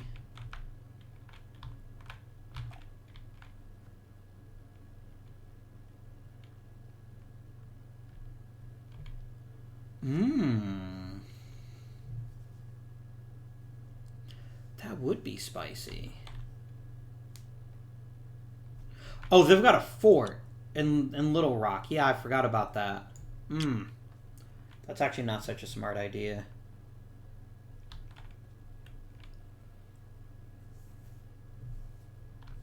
Now, the good news is, relatively speaking, that I have a lot of flexibility with Grant, and that they can cross back and forth here, but they currently can't get across the Mississippi because I've taken all of this territory, unless they took Memphis and built a fort there, or went to Vicksburg, or just built a fort in Vicksburg. Because remember, they don't have to be there; it just has to be a friendly space. They may be what they have to do. Because otherwise they're trapped and Grant can go wherever he wants. Do I want to lead off with a minor campaign card? Or do I want to lead off by creating the army in Vincennes? That's a really good question.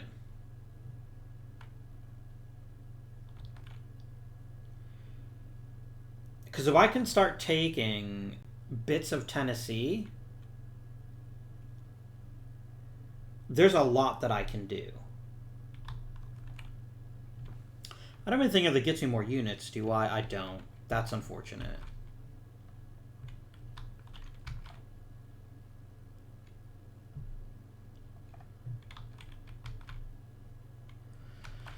Or do we use Grant? And just take advantage of the fact that I can just basically go anywhere I want to. Come down into, like, Alabama.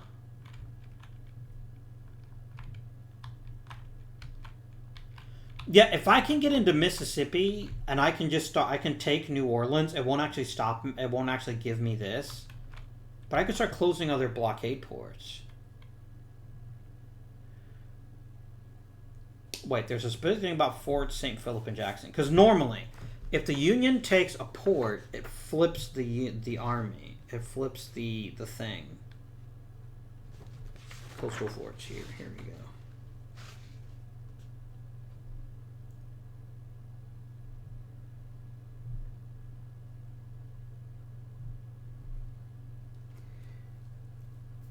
Let's see here.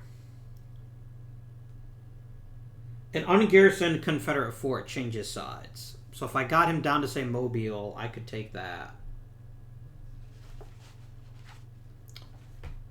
Maybe that is the best use for Grant, is just going deep into the South and using his mobility, and then have McClellan and his army do protection if it needs to be done. I do need to make the army. So before I can do anything else, let's play CSS Alabama, and let's remake the Army of the Tennessee.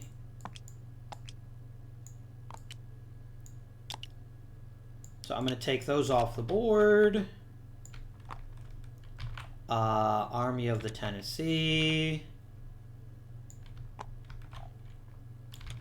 They have 5. We're going to have McClellan in command. That basically means I don't have to worry about any strategic will issues. And then Meade and Hancock as his subordinates. I wish I'd gotten Meade or Hancock with Grant, but I didn't, so that's life. I can always try to get him better generals later on. So that is the Union turn. The Confederates have 2 3s. They actually have 3 3s. Ooh. They are very worried about losing the Mississippi.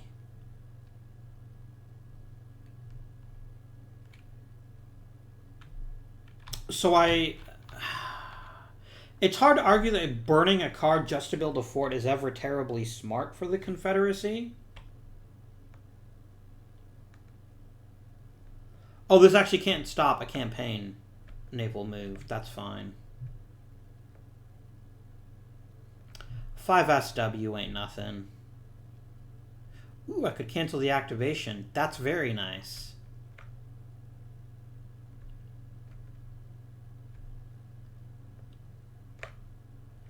It wouldn't stop Grant, but it would stop someone else. Yeah, I think they have to. I think they have to go ahead and burn a card to build a fort somewhere on the Mississippi. Probably Vicksburg, just because that's harder for anyone in the Union to reach than just about anything else. I know we want to create this army, but there's no rush on that. I absolutely do not feel rushed to do that. Alright. Back to the Union.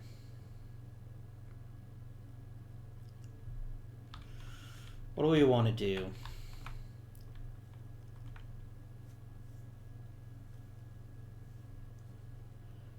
If we take Fort Morgan...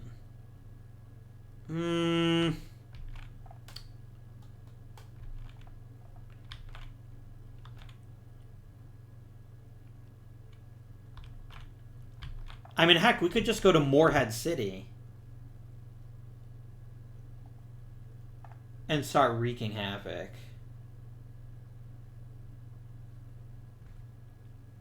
We could swing around down here, take Wilmington. Yeah, let's do it. We'll play Minor Campaign. And I'm going to activate Reynolds. And the Confederacy now has a choice. They know that there's a lot of places I can just grab. They can't play Storms at Sea, because it's done by a campaign. They could play Guerrilla Raids Delay Supply. That would stop it. And I think that's worthwhile to them. I mean, after all, what are the chances that the Confederates have, that the Union has another minor campaign card? Wink, wink. Now, the question is, what do we do with the second dealie here?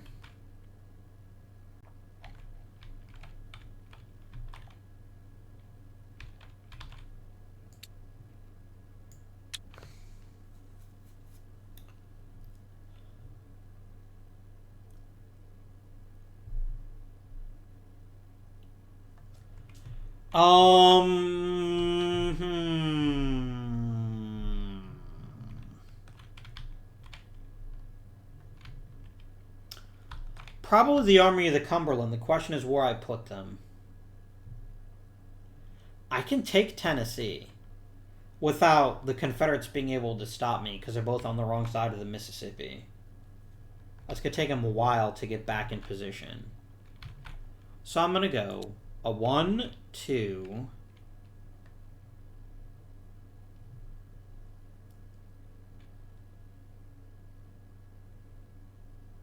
3, 4, 5, 6. And then, yeah, then I can start really messing up Tennessee next turn. I like that plan. Alright. Confederate turn. They're going to play this card. And they're going to go ahead and create the Army of the West. Ironically, nowhere near the West.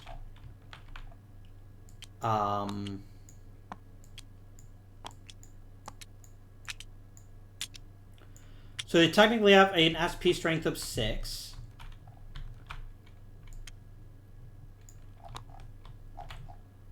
Joe Johnston's going to be commanding general. We're going to have a cavalry general and 1 Mr. Morgan. And then we've got A.P. Hill as the number 3 general here. And then the Army of the West, ironically, is nowhere near the West, is in fact in Charlottesville, Virginia. And then all you get deleted. Alright. So, Union turn.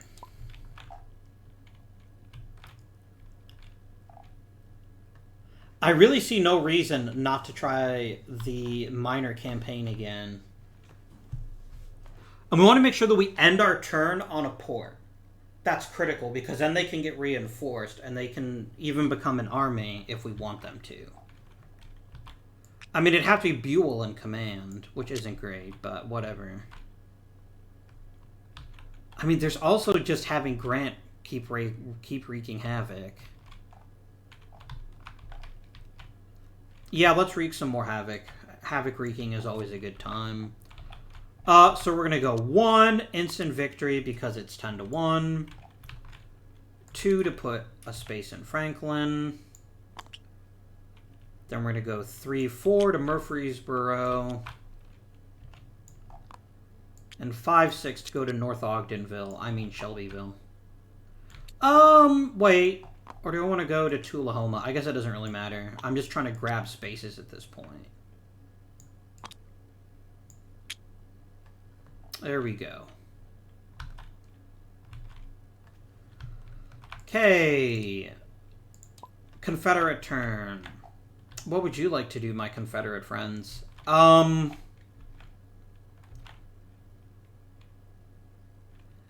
There's a huge amount of incentive to just have them ignore what's happening in Tennessee. Because if they can do an end around the entire Union Army and the Army of the Potomac, it's going to force my hand one way or the other. Either I attack the Army of the West, which would then let the Army of Northern Virginia move up, or I let the Army of the West do whatever they want to.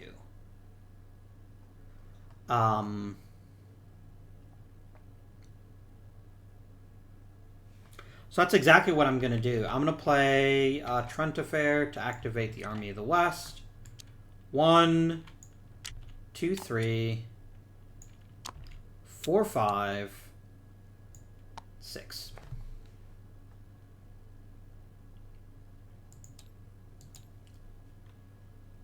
Back to the Union.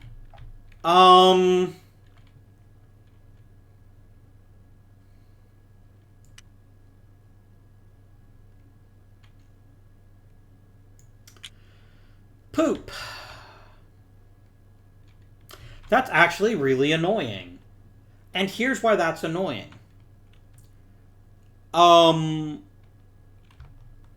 Is the Army of Northern Virginia, they're 9, we're 14. There's still a fort in Manassas. There is.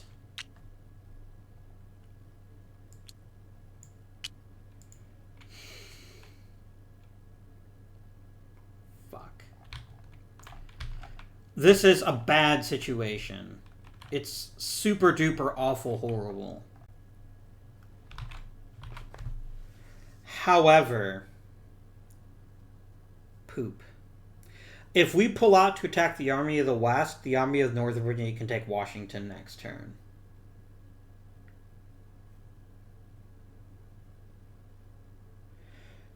And as much damage as this army is going to be causing, and there's nothing I can do to stop that,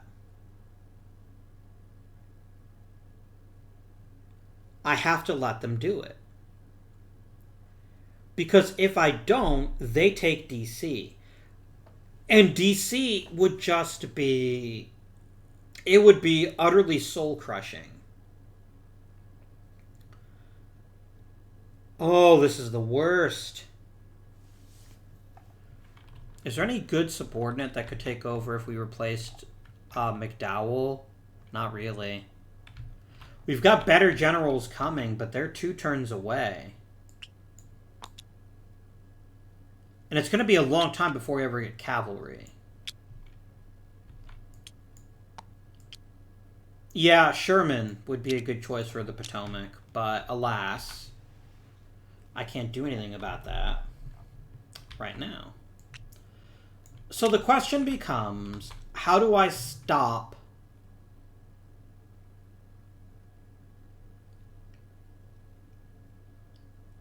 I threaten Richmond?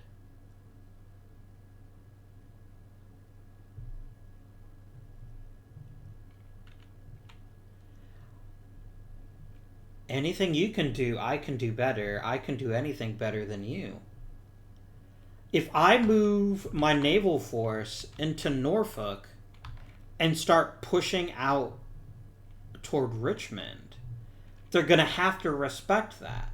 They're either going to have to bring the Army of Northern Virginia to attack it, or they're going to have to use the Army of the West and pull them out. I have to do it. I'm going to plan a minor campaign, and I'm going to go... I'll even say activate Buell. Heck, why not? And we're going to come over here to Norfolk, Virginia. I can't do that, can I? I don't think I can navally move from Fort Pulaski. Let me check naval movement if I can do it from a coastal fort, but I don't think I can.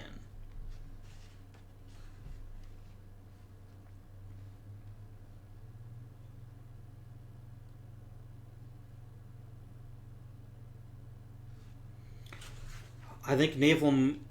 Let me see here.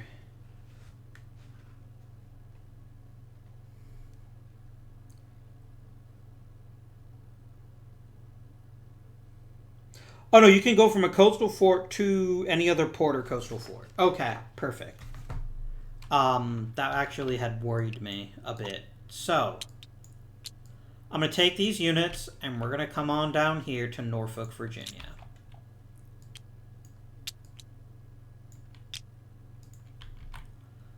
And that is the first action. I can't activate them twice.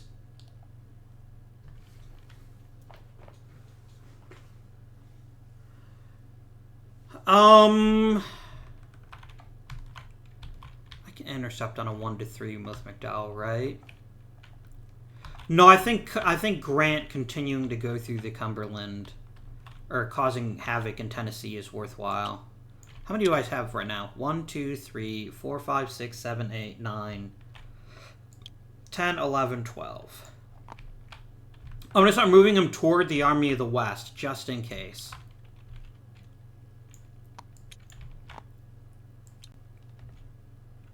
Oops. I don't know why I did that.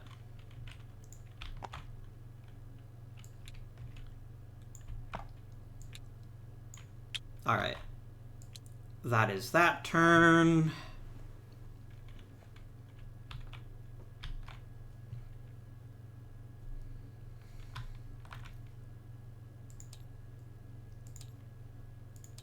Confederate turn.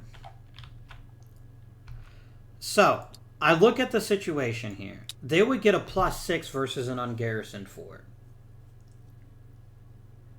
which is almost certainly going to defeat the fort. Because it's a 6, which means the lowest they could roll is a 7, which is enough to win all ties. But it is a capital space, so that's maybe not as big a deal. Yeah, actually, a small army cannot take it. They'd have to at least be a medium army. They could, of course, do some other nasty things, but this is not an immediate threat. That doesn't mean that they can't be an immediate threat, though, by taking some spaces in Virginia. So, them landing is actually a pain in my butthole, but it's not an enormous one. So that's one piece of news. So actually, because the defender can't win ties,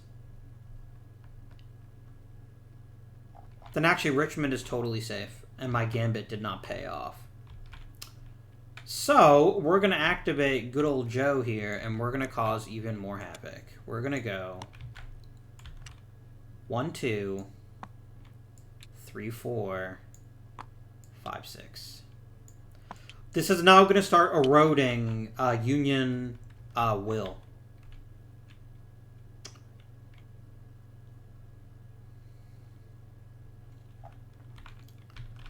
Which is definitely not good for the Union. Okay.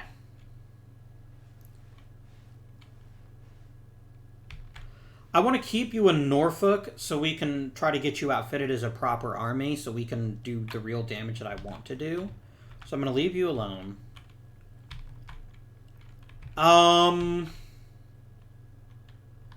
McClellan is doing exactly nobody any favors where he is right now. But I can only move him once. So I think we'll probably wait and see what the Union plans to do. Or what the Confederates plan to do. And we'll just keep moving Grant.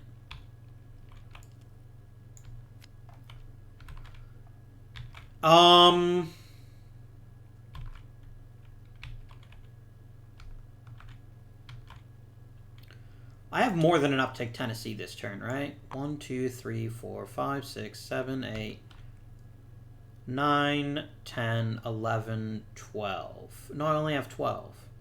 Because Columbus and Paducah don't count. That's fine. So we're going to go 1, 2, 3, and we're going to make all of those Union spaces.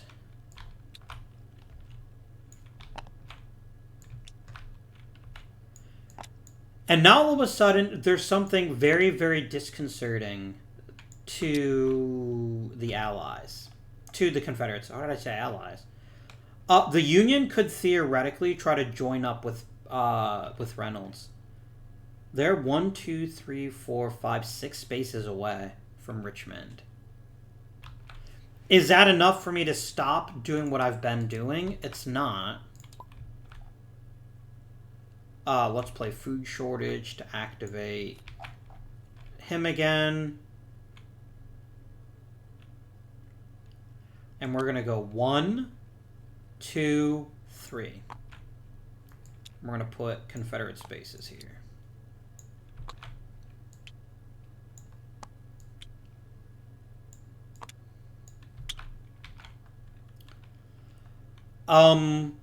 Now, I'm also going to lose 1 SP because they took Harrisburg. And now this is a huge problem as the Union, and here's why it's a huge problem. They can now attack DC from where they are. They're working to stop at Gettysburg and give me a chance to intercept, but this is now something I cannot ignore as the Army of the Potomac.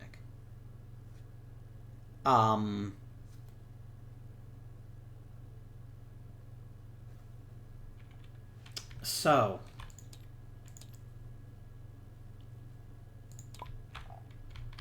I'm glad I saved that card.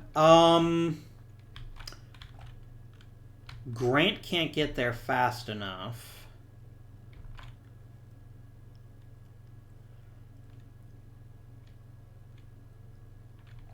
And I think McDowell still takes a 3 to move, right? He does. Alright. We're going to play this card. And I have to use the entire Army of the Potomac to stop the Army of the West. I don't have another option.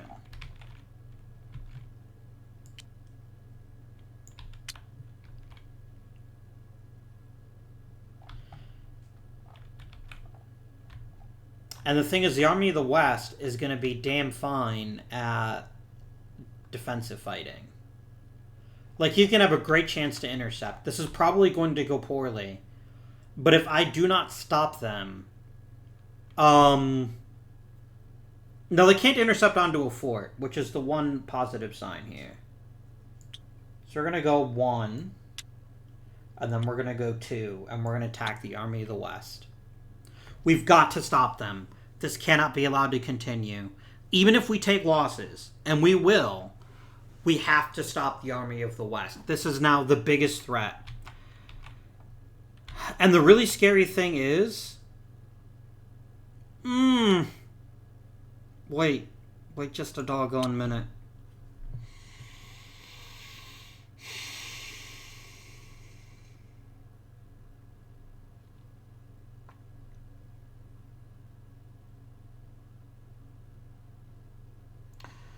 The Army of Northern Virginia is going to be able to destroy that fort at Frederick.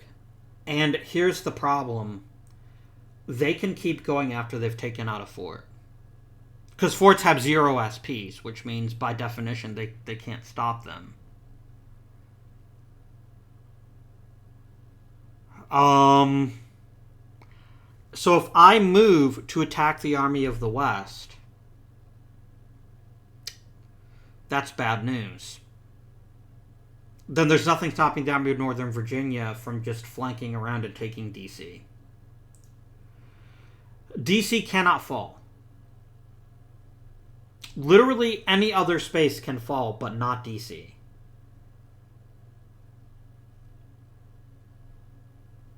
So, I think we have to ignore the Army of the West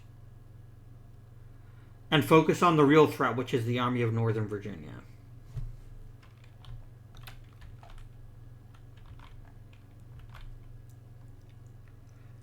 This would be bloody, no matter who won. And my secret bonus, quote-unquote, is that my generals are all terrible, so if I lose anyone but Stoneman, I don't really care. The Confederate generals aren't great either, but they're good enough. Like, it's still a plus, what is it, +6, +2 for the fort? It's a +8. But here's the thing.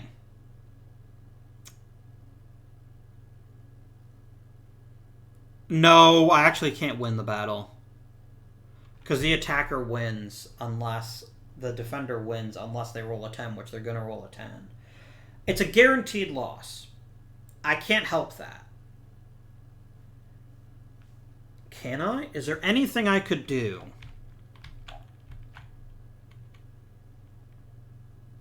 Like, whittling down the Army of Northern Virginia and keeping them in place is by itself a good move.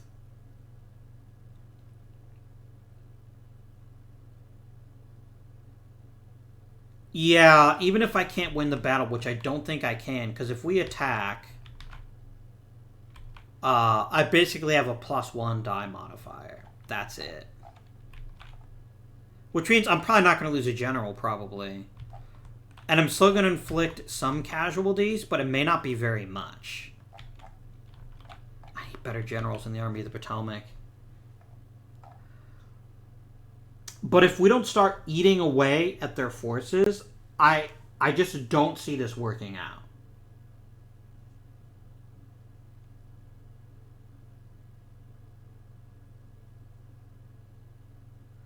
And I'll tell you what, the Army of the Northern Virginia wanted to pull a Major League Dick move. They withdraw from battle to Fredericksburg. Yes, they can let me destroy the fort in Manassas. But then I'm out of position. But then I could just go right back into D.C. That's pretty silly. I don't think they'll do that.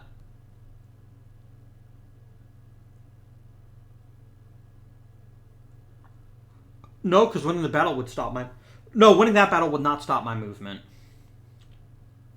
So then I'd just sweep around and hit the Army of the West.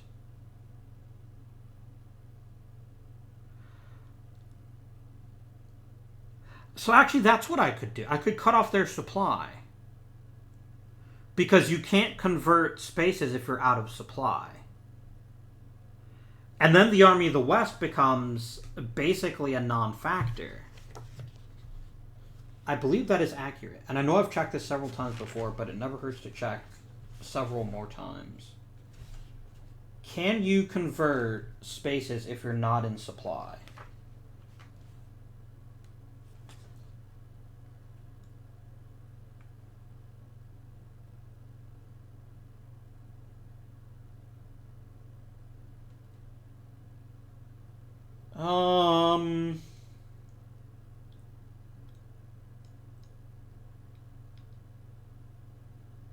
It doesn't actually say.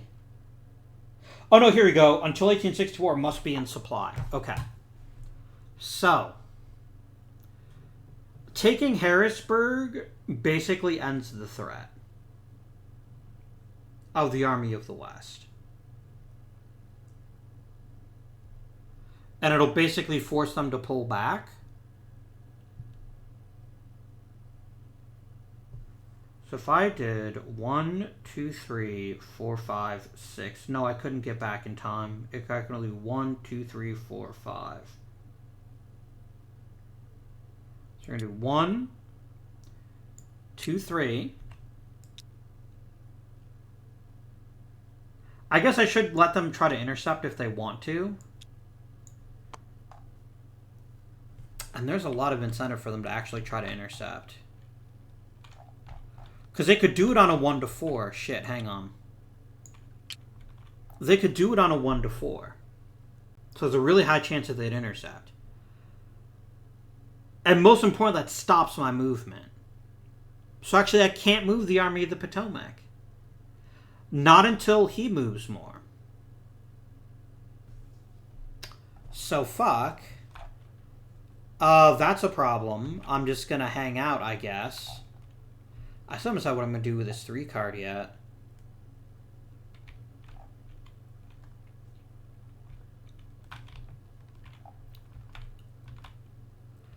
I could do a naval move and put them in DC. It's a 3, I can do that. Or I could go to Morehead City. And then I'll flip it at the end of the turn.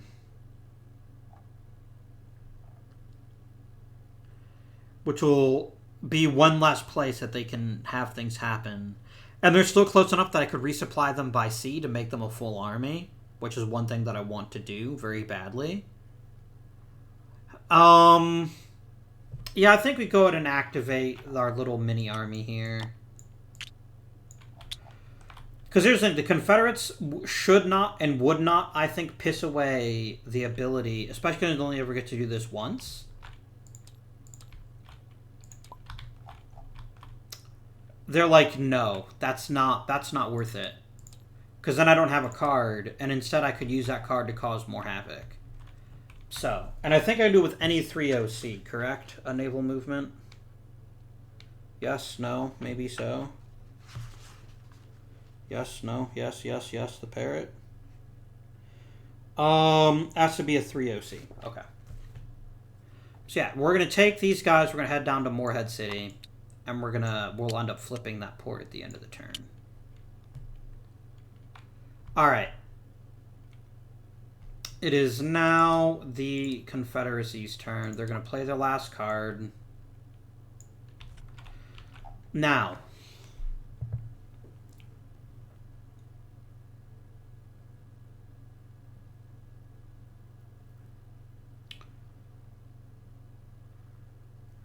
Does the Army of the West start trying to tear down forts?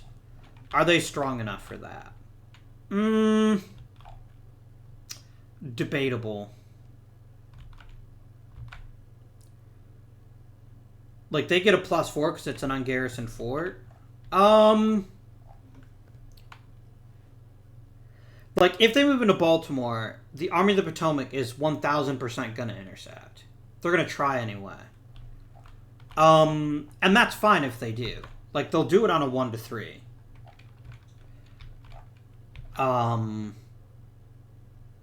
But then the question is, because it's such a decent chance that they'll actually get to win that fight, that it's because it's such a decent chance it might piss away the Army of the West for no real benefit. I think instead they're just going to keep moving the Army of the West. Heck, there's a real incentive now to actually attack the Army of the Potomac. Like, they'd have a +4, plus a 2 for the fort. We'd have a +3, +4, 5. No, that's actually much too even a battle. We don't want that. I could just move another army.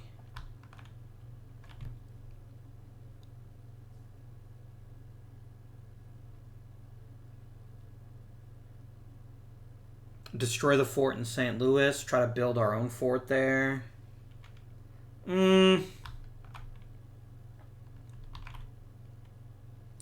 What really kind of sucks is we've got these amazing generals that are now stuck because the Union has control. We probably want to get one of these armies to the other side of the Mississippi. So maybe the best thing that we could do is take, like, the Army of the Mississippi, for instance, and push them into Jackson.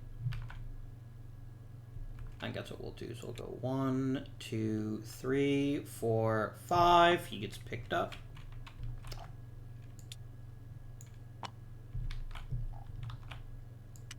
And then we'll go 6. Alright. And I know I could have maybe taken one more state as... No, actually, I couldn't have taken another state. I could have taken another capital as the Army of the West. But it's not the end of the universe if that happens. So I'm just going to go ahead and play our last card. It's a 2. We're about to go 1, 2, 3, 4, 5, 6.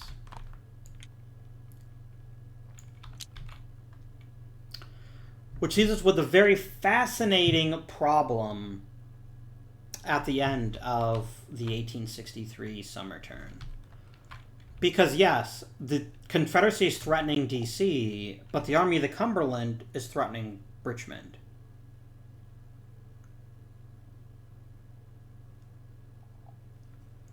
And I think I have a strong enough rail connection. Nope, I don't. I actually can't reinforce the Army of the Cumberland. It's already pretty big, though. I'm not massively bothered by that. Alright, political control flipping. That becomes Union.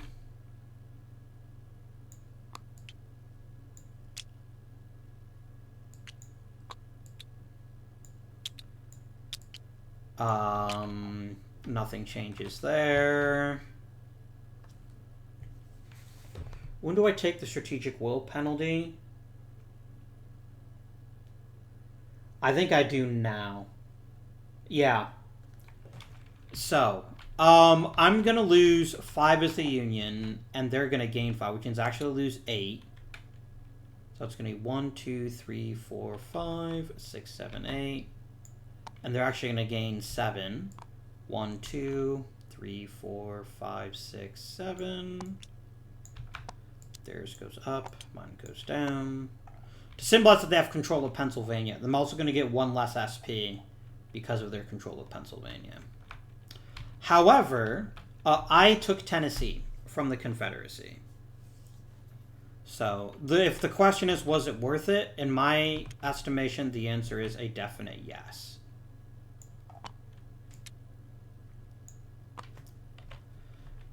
So that's going to be, these are going to flip again. I'm going to gain 2. They're going to lose 5. 1 or 3, 2, 3. And then mine goes up by 10 and theirs goes down by 10. Do I have enough to take Virginia now? I wonder. All right, so it's 1, 2, 3, 4, 5, 6, 7.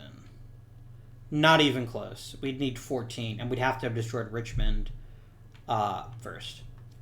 So that's where it is right now. Nothing else happens there. Attrition time. That's 1 for the Army of the Tennessee. That's 2 for the Potomac. 2 for the Cumberland. 2 for the Mississippi, 2 for the Army of Virginia, 1 for the Army of the West, 1 for the Army of Tennessee.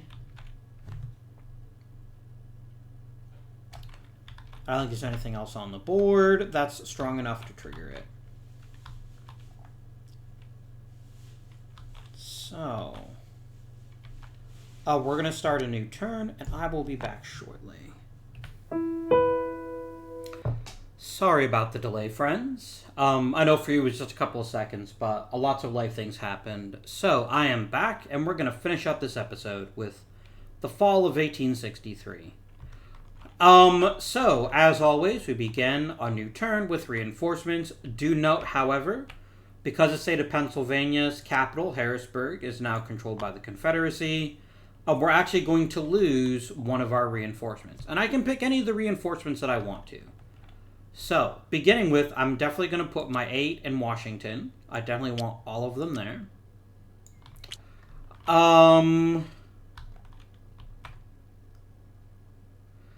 wouldn't mind beefing up the Army of the Tennessee with a full 6. Right now, it's pretty weak. So we can do that. And I'm just going to drop it right in there. It's not going to matter. I get 3 more. Anywhere in Illinois or St. Louis, Missouri. I'm going to put them in Salem. I'm only going to get 3 because, again, I do lose 1. With the understanding that it's probably going to get funneled right into the Army of the Tennessee. Because I can't use enemy railroad connections, and I don't think I have enough to get all the way around, do I? Nope, I get cut off at Somerset. Oh well, that's fine. The Army of the Cumberland is more than large enough for what I'm planning for it. So, that is the Union reinforcements. Now I have the Confederacy. Because of them losing Tennessee, they only get 8 reinforcements this turn. So we're going to do...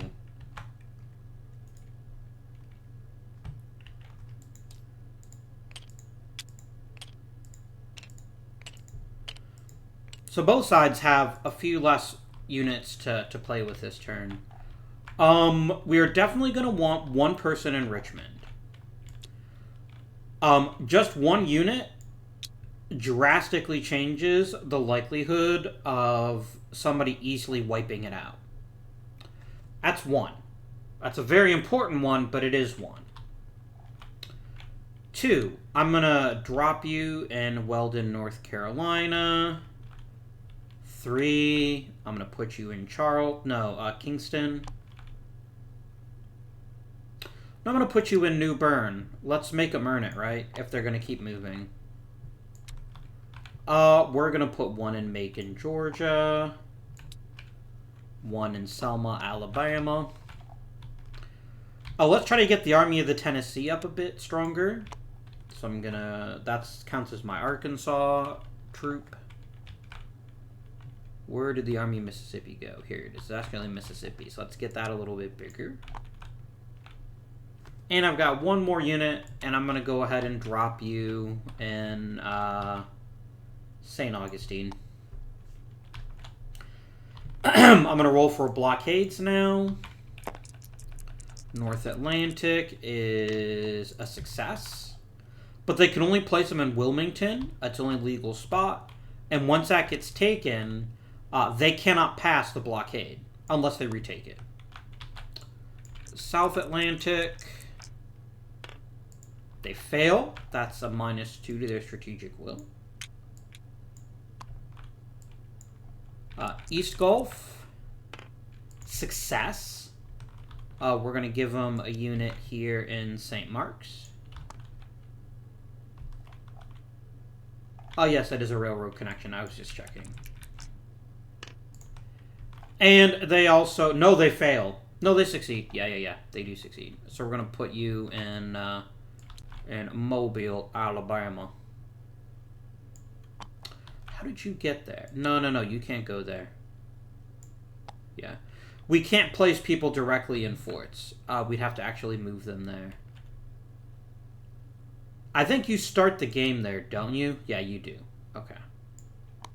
But yeah, you can't put somebody in there unless you use a specific card that lets you do that. You can only place them in the blockade runner ports, not in the coastal fortresses. Okay. That is all the reinforcements handed out. Strategic redeployment time. The Army of Potomac's in pretty good shape. I'm going to take all 8 of these, and we're going to drop them in Morehead City. Because we're going to make an army here. And I'm hoping it's going to be a good one. But we'll see what happens there.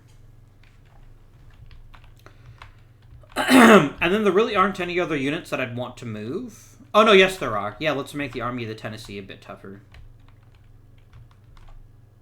Bump that up by 3. 1, 2, 3.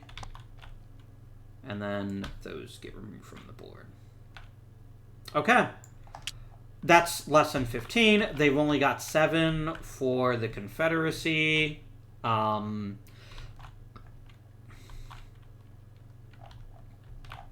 They can't make any more armies.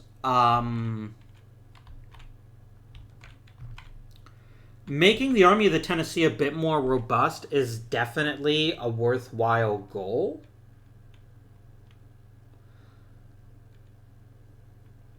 But they're out in Little Rock with no rail connection. I can make the Army of the Mississippi as strong as I want it, though. And I think we'll do just that. So we're going to take these two plus these three. We're going to add 5 more to the Army of the Mississippi. Up to 13. And then I can move 2 more troops. Let's get the Army of Northern Virginia 2 reinforcements.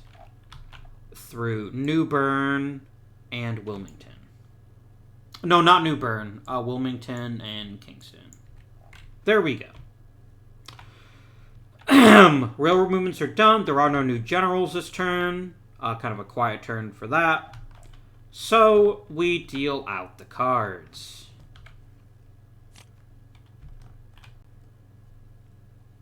Okay. And you get 7 cards. Okay.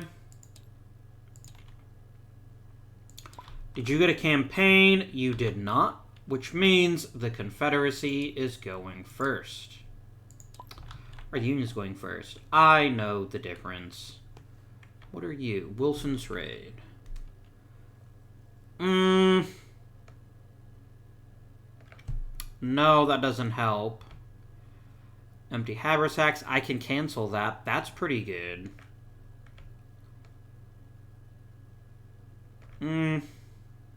Okay. So, the very first thing I'm going to do is I want to create an army. But the question is who I want to place in command. I guess it has to be Buell.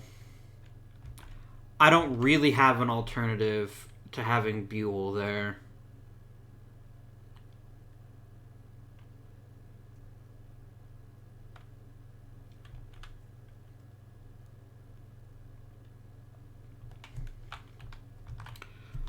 Buell is a 6. Are there any 7s or 8s left on the board that don't command an army already? No. There's another 6 in Burnside, but that doesn't matter. I guess that's not a terrible play for my first card, to go ahead and strengthen him up. Make this a proper army, and then we can start going after Richmond, which is going to force the Army of Northern Virginia to react one way or the other.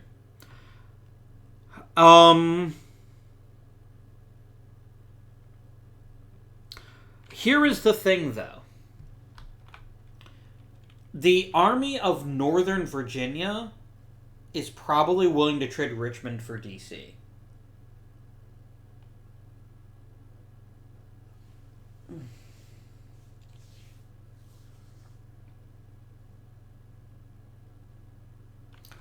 But maybe they're not.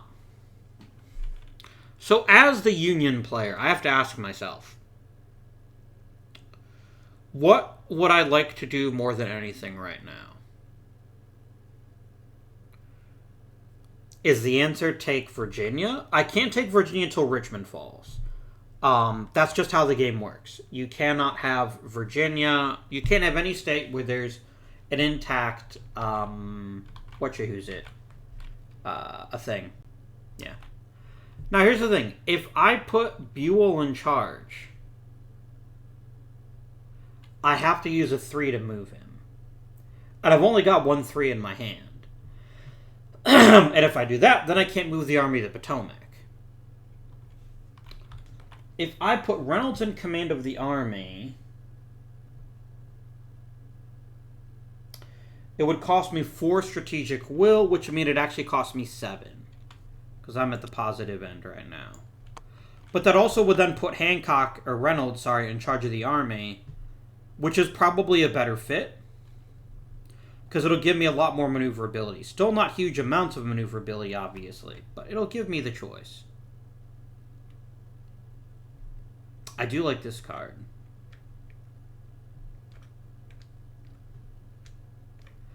So I'm going to go ahead and I'm going to play...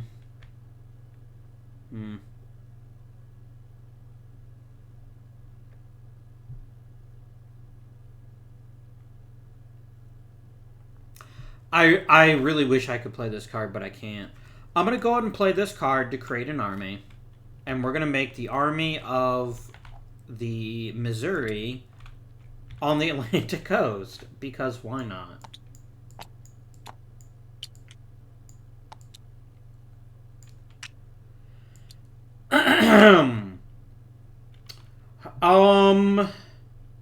It's moving him once this turn versus moving him potentially twice.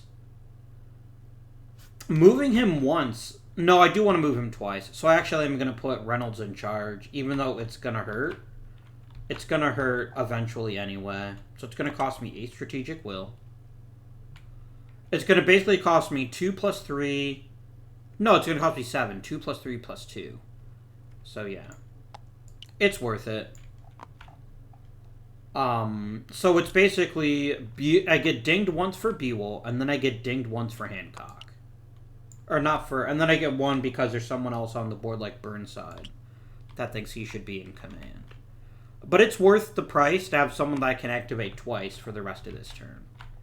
And then you units are all going to go back home. Like that. Okay. That is the Union turn. Now, what do the Confederates have?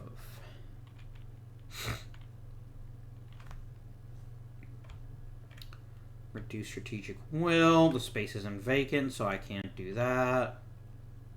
I play dysentery. Maybe.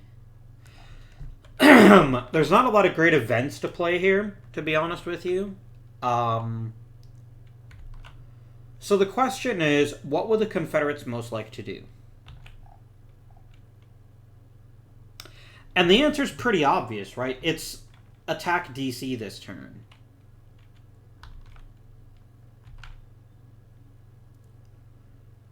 That would be the single biggest thing that they could do, is sometime in the fall of 1863 is take out DC.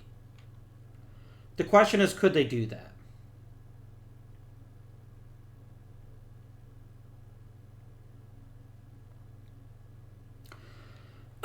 Or are we better off having the Army of the West go into New Jersey and Delaware? There's a certain amount of sense in doing that, actually. That's minus 15 strategic will a turn. And again, they're in a situation where they can't really do anything about that. The Army of Northern Virginia doesn't really have... sorry, 1 second.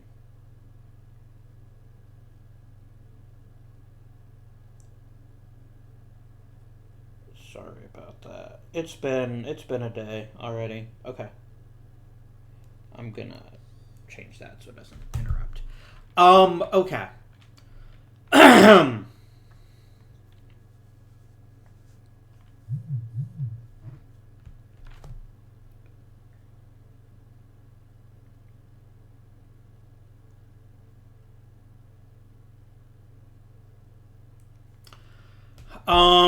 Okie dokie. So, there's a lot to be said for the Army of the West continuing to pick up land in Pennsylvania and in New Jersey.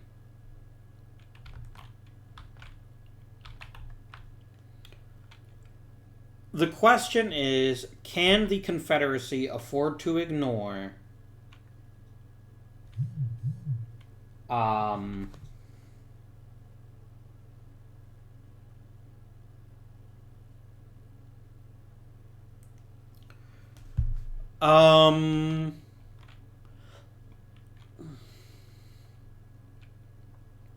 I want to make sure we're in supply. 1, 2, 3, 4, 5, 6. I can attack Richmond this next turn with Grant, but I can't place a PC there and therefore destroy. I can't force it to move yet. It would take 2 turns at the earliest. So the question is, Would it make more sense to have the Army of Northern Virginia retreat to defend Richmond? Or do we have the Army of the West keep spreading out? And this is a strategic decision that I wanted to happen right now, which is the Confederacy has to choose between defending the Army of Northern Virginia or defending the Army of the West.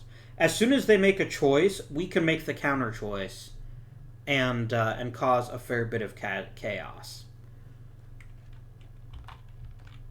So the question is, what do we do about that? Or do we ignore it and try something new?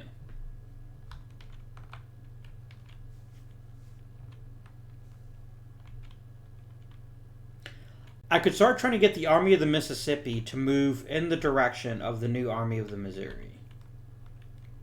That is one option. It might even be a good option. It's certainly the conservative option. But I think we have to make a choice as the Confederacy. And that choice is this war going to be won in the West or is it going to be won in the East? Right now, the Union has 3 armies to our 1 in this particular theater. They've got the Army of the Potomac, the Army of the Cumberland, and the Army of the Missouri. None of which is good for the Confederacy, by the way. I'm just throwing that out there. There is no good part of this for the Confederacy, and they're going to have to choose what to do with their armies. In a straight-up fight,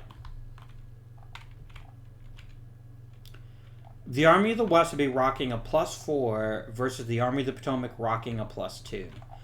Again, they can cut off supply pretty easily, so I'm not saying that it would be easy to defeat the Army of the West.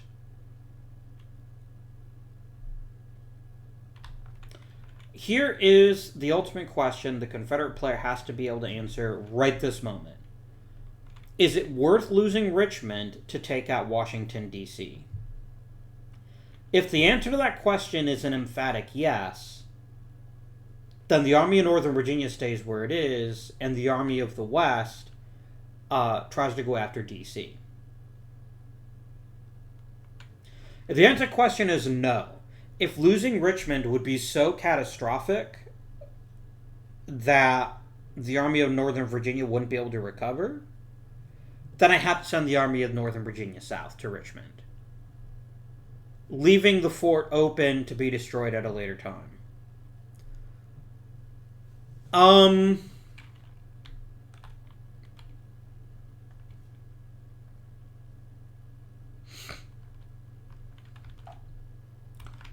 Army of the Potomac would have to get a 3 or less in order to intercept if I moved into Baltimore.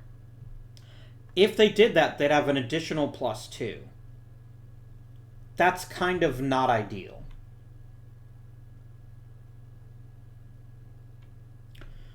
So, I think for now, until we either break the threat to Richmond or until D.C. is captured, I think the Confederates can't pay any attention to the West. Letting Grant, occupy bits of land is far less deadly to the Confederacy than this. Than letting something unresolved happen with this. I don't like my chances of attacking Baltimore and not getting caught, and therefore the Union getting a +2. And you can try interceptions multiple times. Sure, you can only succeed once.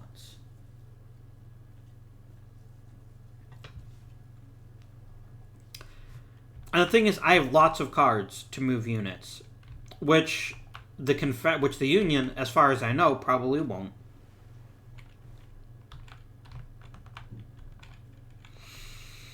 One, 2, 3, 4, 5, 6. Okay. Yeah. Now, of course, if the Army of the West pulls away, there's nothing stopping the Army of the Potomac from moving. The only reason the Army of the Potomac isn't attacking and possibly killing a general, or just weakening their force, is the fact that the Army of the West will then be able to swoop around and try to take DC. So there's something to be said for keeping a stalemate right now. Maybe play Cabinet Intrigue, just to see what the Union does. I mean, it's only 3 strategic will, but on the flip side, it's 3 strategic will. That's not nothing.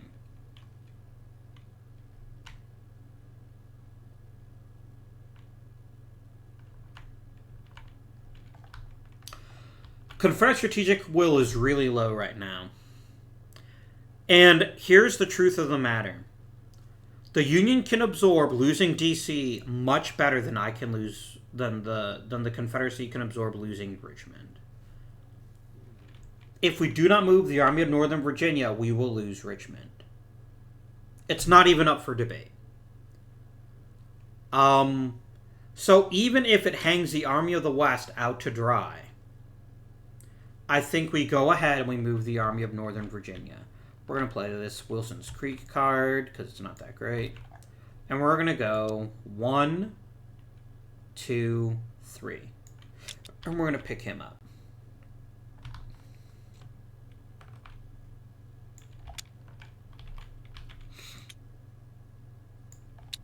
And we're going to increase the Army of Northern Virginia by 1.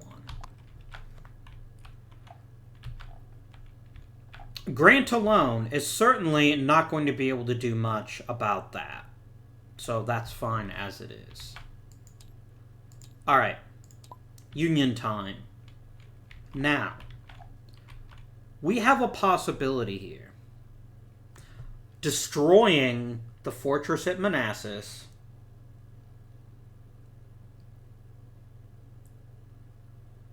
and then coming back to go after the Army of the West. And I think that's actually a highly useful thing. I didn't plan on moving the Army of the Potomac, but I think we have to. So move it we shall. So we're going to go 1. This does not count as a large battle. It counts as a medium battle. I'm going to roll for the fort. Just see if they cause 1 or 2 casualties. But then the fort just gets wiped out. There's not really a way to counter that. And they got a 1. So 1 plus 2 is 3. I lost 1 unit. More than worth it. And this fort is destroyed. Alright. That was 1 move. I'm going to place a second move to go ahead and drop down a political control marker.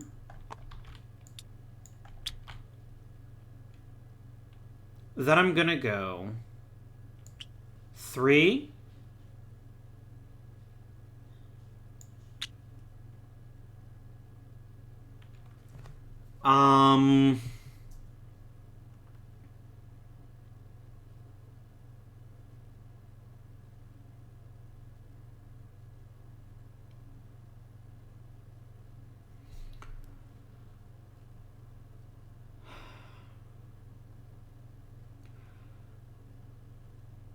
The Army of the West could, in theory,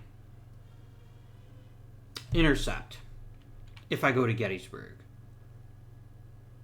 Which is what I really want to do, because then I can cut off their supply, and they won't be able to change markers until they get back in supply.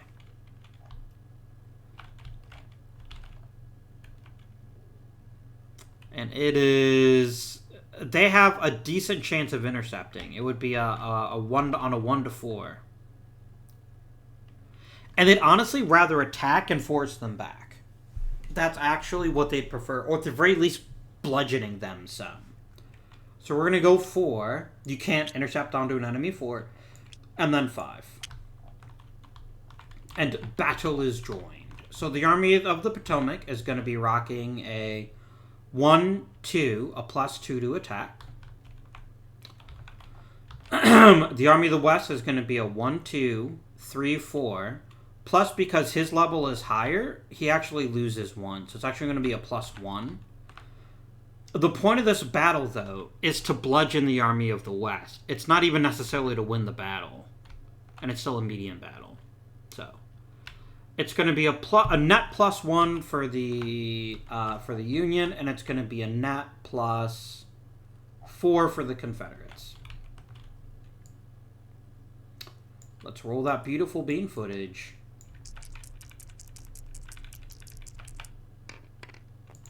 We both got a 2. On the defenders roll, which is the Confederacy, it's a 2 + 4. That's 1 casualty. Oh no. And then the Union, it's a 2 + 1. That's a 3. That is also 1 casualty. Oh no. That stops their movement because they lost the battle, but it's an insignificant loss because it's not a large battle.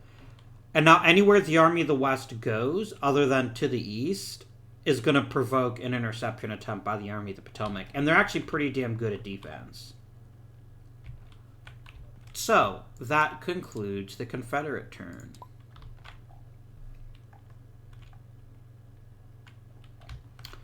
With the Army of Northern Virginia loose,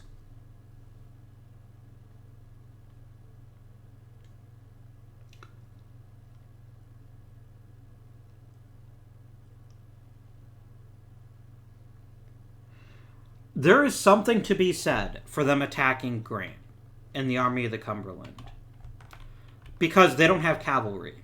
And without cavalry, and the fact that the Army of Northern Virginia does have cavalry, there's a really high percentage chance that they would lose the battle.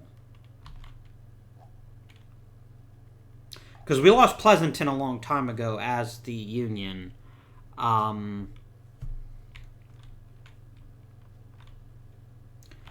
So they're going to play this card to activate Robert E. Lee and the Army of Northern Virginia. And then the Union's going to say,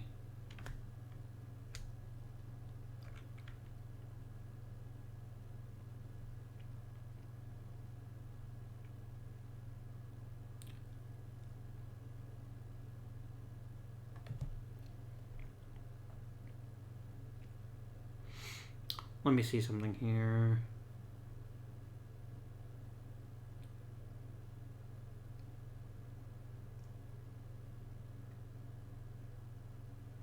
Against an army. Oh, dang. Oh, that's nasty. That completely evens the odds almost. Yeah. And the problem is the Confederates don't even know that I have that. So I could stop it from being activated, but I kind of don't want to. This is my chance to surprise the Army of Northern Virginia and put in a situation where we'd basically be fighting on even ground, or close to it.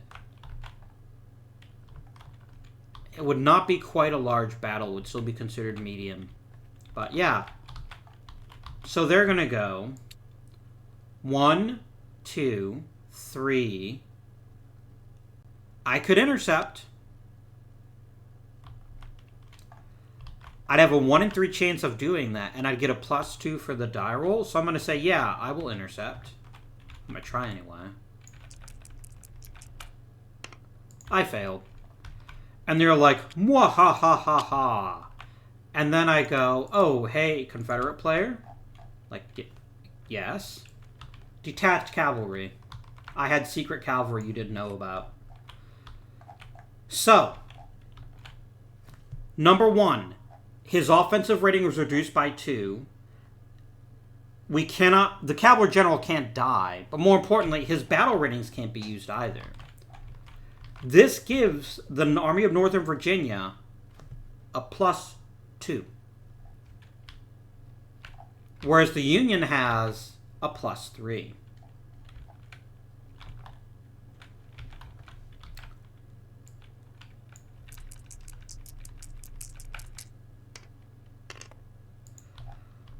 So that's going to be a 4 for each side. Each side is going to lose 1 unit.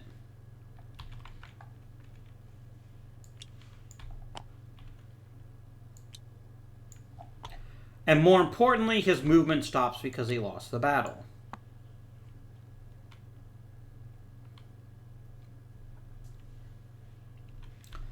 That concludes that particular battle. Now we switch over to the Confederacy.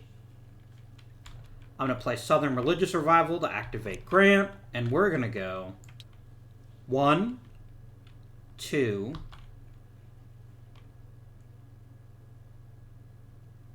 3, 4, 5, 6.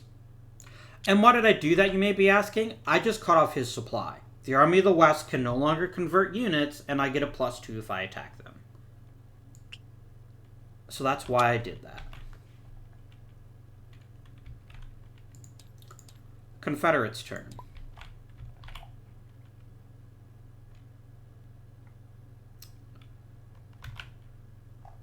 They can't really pursue Grant.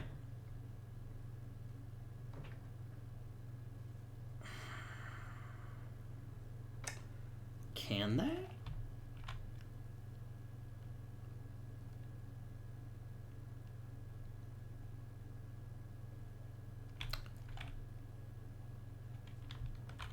They have 2 more cards than the Union does, which the Union obviously doesn't know. But the Army of the West isn't going to move very effectively without supply. And they're going to take attrition next turn, and there's nothing that can be done about that. They're cut off.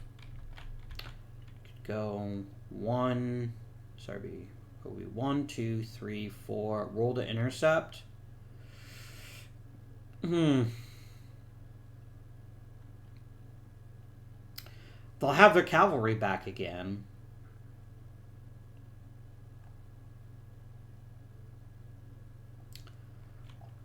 But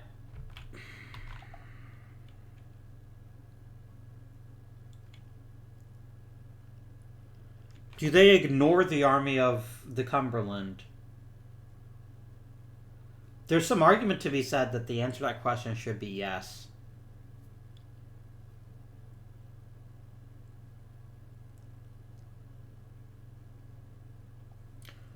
Like, any card the Union spends retaking Pennsylvania is a card they can't use to attack anywhere else.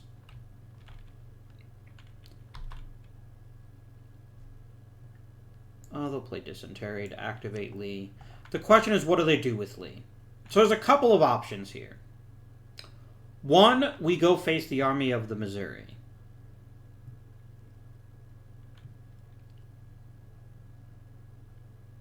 We eliminate that threat to Richmond, which will then restore some level of strategic balance. Option 2, we go back to either Richmond or Manassas. Option 3, we restore what the Union took from us in Virginia. But the farther they get away from Richmond, the more it's going to entice Grant to attack.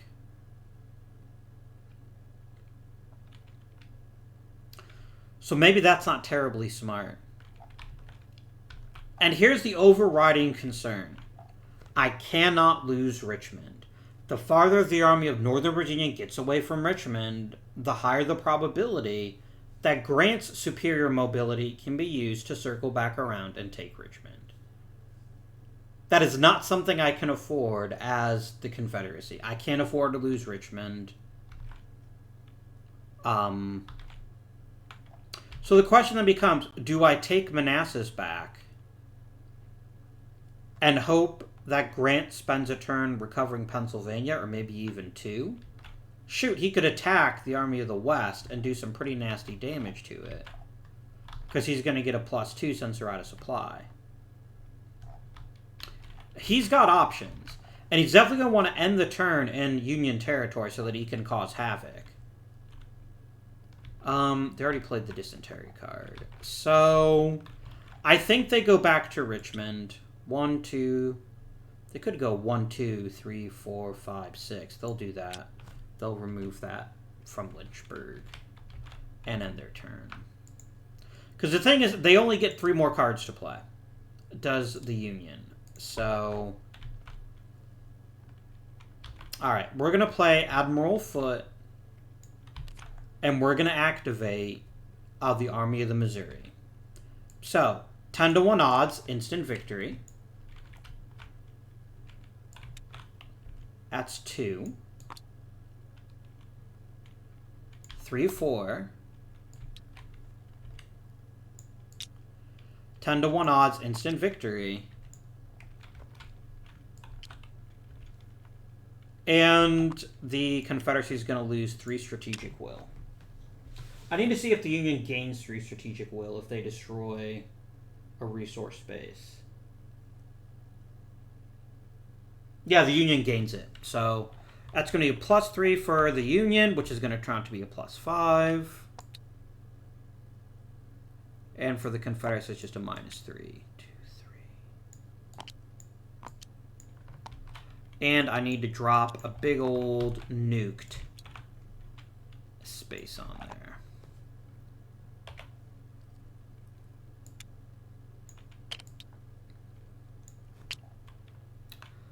Okay, Confederacy's turn.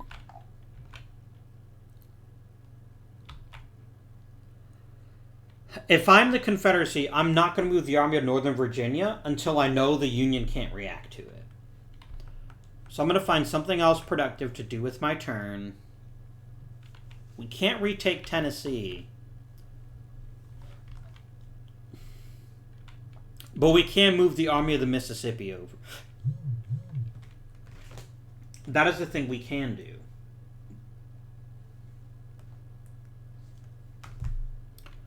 Because we can move 6 spaces and get closer and closer to the Eastern Theater. And I think that's exactly what we're going to do. We're going to play this J.B. Eads Riverine Ironclads. And they're going to go a 1, 2, 3, 4, 5, 6. As the Union, I wish I had another number 2 to play, because I could cut off Wilmington, but I don't. But I do have a 1. And I do not want Grant attacking the Army of Northern Virginia until the Army of the Cumberland is much stronger.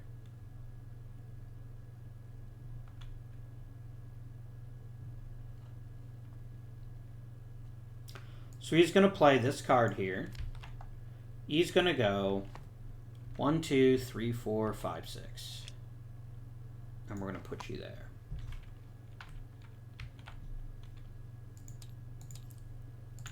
Okay. I can't play that card, so I'm going to play... What am I going to do? Keep moving the Army of the Mississippi, maybe? It's pretty big. It's not like there's no reason to do it.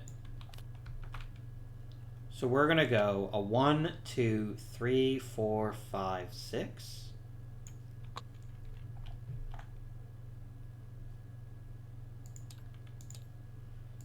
Union's got 1 card left. They're going to play it for Grant. Again, we're going to go 1, 2. And there's every incentive to attack Harrisburg. I need that space back so we can start getting our full reinforcements again. That is going to place the Army of the West in a position to intercept, though.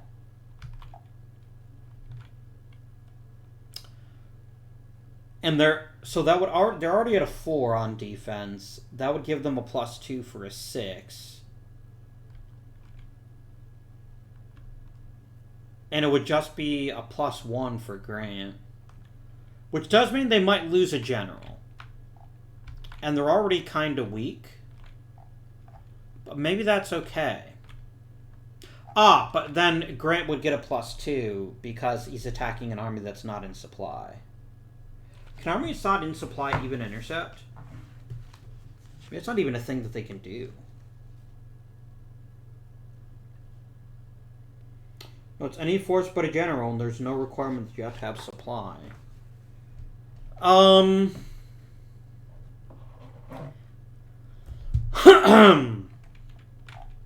Unless they get a 5 or a 6, the Union can't Can't do anything about it. Why not? Like, the chances, oh no, I lose a battle, boo-hoo. But I stop them from getting an SP next turn. And that's eventually going to add up. That's eventually going to add up.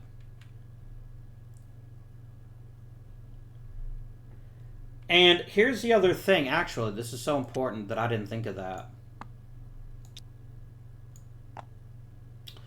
York is a critical rail junction to get supplies. No, I can get more troops in from Ohio or from Illinois. I'm not worried about that. So yeah, I'm going to move here, and the Army of the West is going to roll. Remember, they get the advantage because of their cavalry, so it's going to be a 2 for the cavalry, plus 2 for Joe Johnston. So they have to get a 4 or less. They got a 2. So battle is joined. So it's going to be, because of the cavalry intelligence factor, he's reduced by 2.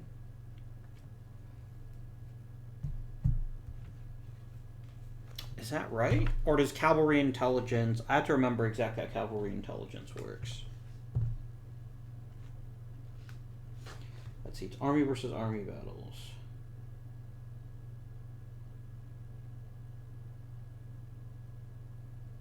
Oh, right. If the other side is stronger, then they can only just use one subordinate, so it doesn't actually hurt at all. So it's going to be -2. So then he's just going to get a flat +1, +2 for attacking a space that's out of supply. On the flip side, the Confederates are going to get, let's see, it's the Army of the West here, Joe Johnston. 1, 2, 3, 4. So it's a +3 for the Union, a +4 for the Confederates. +2, no, it's a +6 for the Confederates because of the intercept. That may be enough to scale the battle. Alright, so 6. We're going to do the defender's roll first. It's a 4 plus a 6. It is a 10, which means that general casualties are now on the side, are now on the possibility for both sides, but they're going to cause 3 damage to the Army of the Cumberland. Yikes. 1, 2, 3. The Union got 6 plus 3, which is 9. They inflict 2 losses on the Army of the West. 2. Wait, they were at 4. No, I wasn't at 9. That would have been a little better. That's alright, though. But we are going to roll for general casualties, because somebody did roll a modified 10. Both sides are going to roll. On a 1, the Union loses a general. On a 1 to 3, the Confederates do. Well, shit, we're both rolling for dead generals. Okay. That's not really something that the Union could afford right now. So, on a blue, 1 through 3 is Burnside. 4 through 6 is Banks. And its Burnside is dead. Army of the West. 1 through 3 is AP Hill. 4 through 6 is Morgan. And they lose AP Hill. Alright. That was kind of bullshit, if I'm honest, as the Union. But I did accomplish most of what I wanted to do. So he retreats. And that ends the Union's turn. I now have 2 cards that I can play with no possibility of the Union getting involved.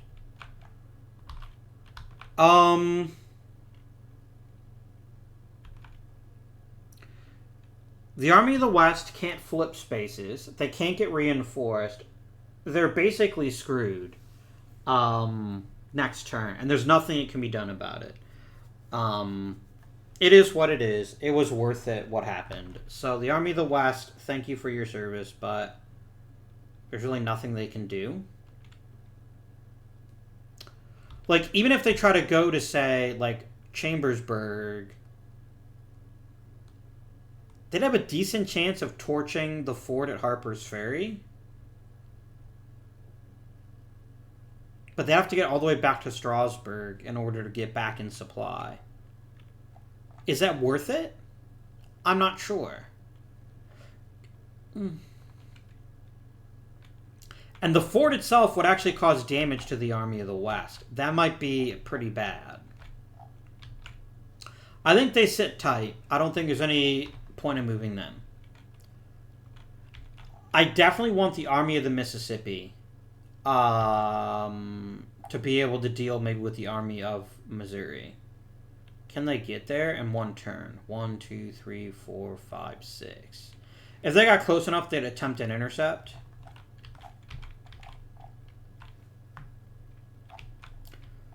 So we're going to go ahead and play Clara Barton. And we're going to get nasty. We're going to get oh so nasty. We're going to go 1, 2, 3, 4. We're going to pick these jerks up.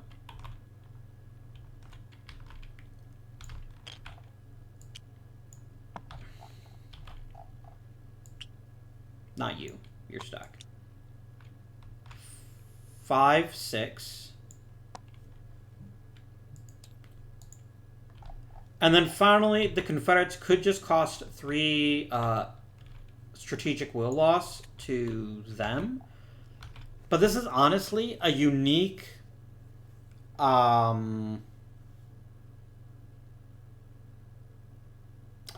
this is a unique opportunity for the Army of Northern Virginia to do whatever it wants to.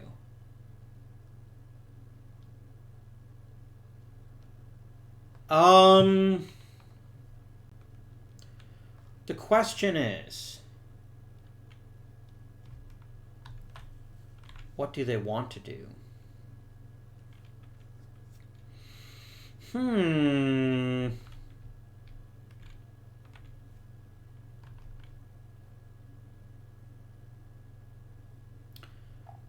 One, 2, 3, 4, 5 to attack the fortress in Frederick and maybe blow it open.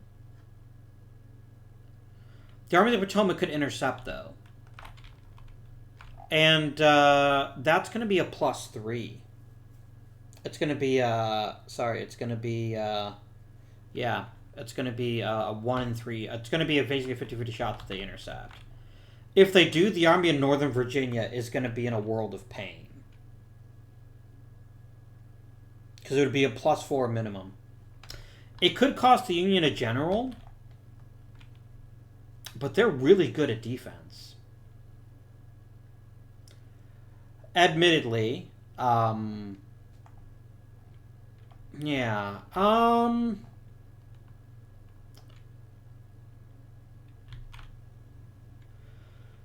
but again, here's the fundamental issue. If we move the Army of Northern Virginia, we invite the Army of the Missouri to get moving in that direction. I don't see any way around this that doesn't involve the Army of Mississippi attacking the Army of the Missouri. And it's only a +2 mod for them, which gets reduced anyway because the Army of Mississippi has cavalry and the Army of the Missouri doesn't. It would also be a large battle, which is a nice source for some free strategic involvement. So yeah, I think that's exactly what we do. So we're going to go 1, 2, 3. The Army of the Missouri is like, I would like to intercept, please. But I can only do it on a 1, because I don't have any cavalry. They're going to try it anyway. And they failed. So here's where they do something mega jerkish. I don't care about all this stuff. Go away, my phone. Stop bothering me.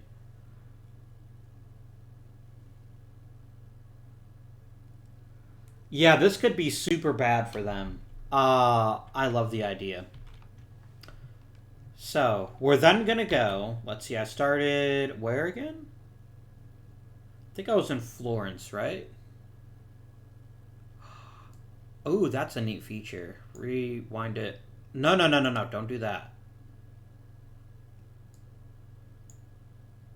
No, don't do that either.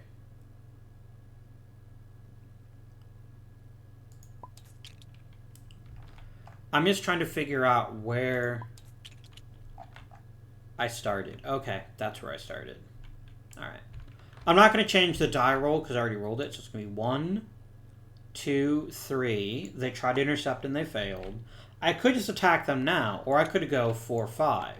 It'll give them another chance to intercept, but unless they roll a 1, it's not going to matter. And they didn't. So now, the Union has no supply. And now we attack the Army of the Missouri. And this just gets bloody. There's a very real chance that I could lose one or more generals as a result of this. But it's a large battle.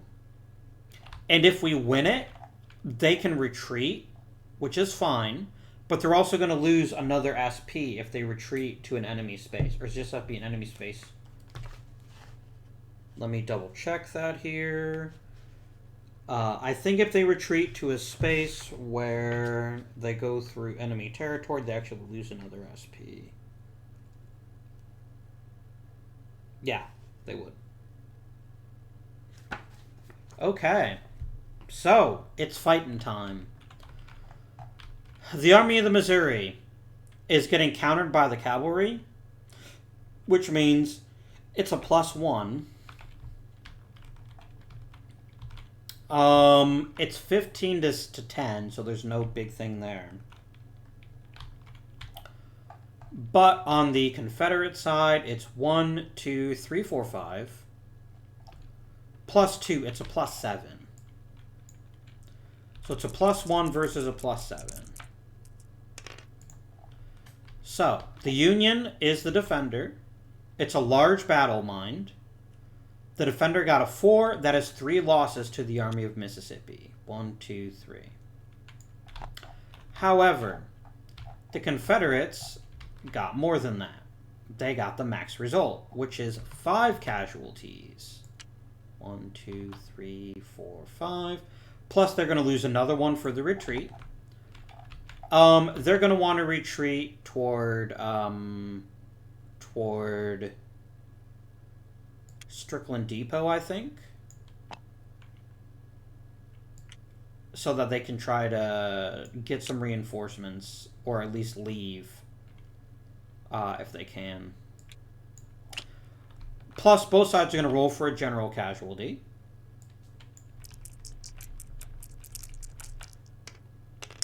Only the Confederates this time.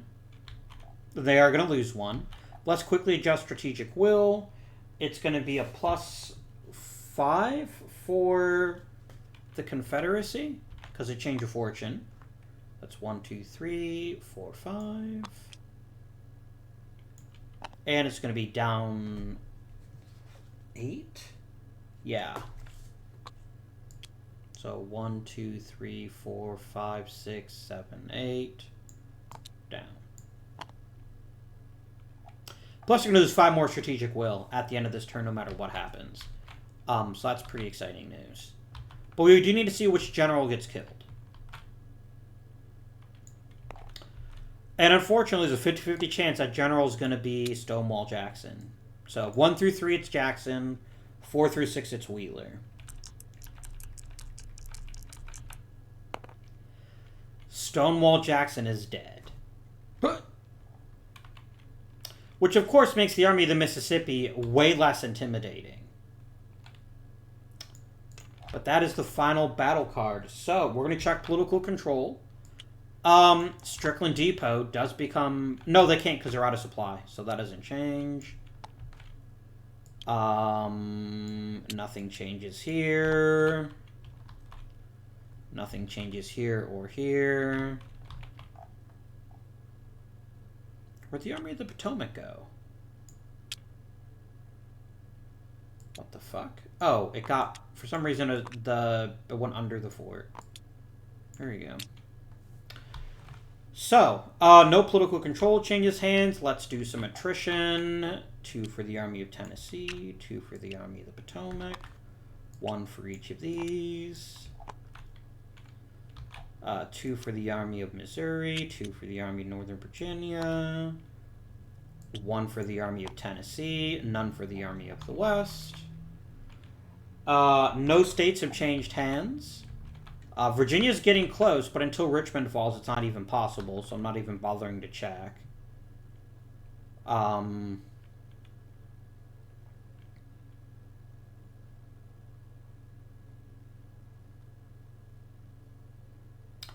That concludes the 1863 turn. The last thing that happens is the Union loses a further 5 strategic will from war weariness.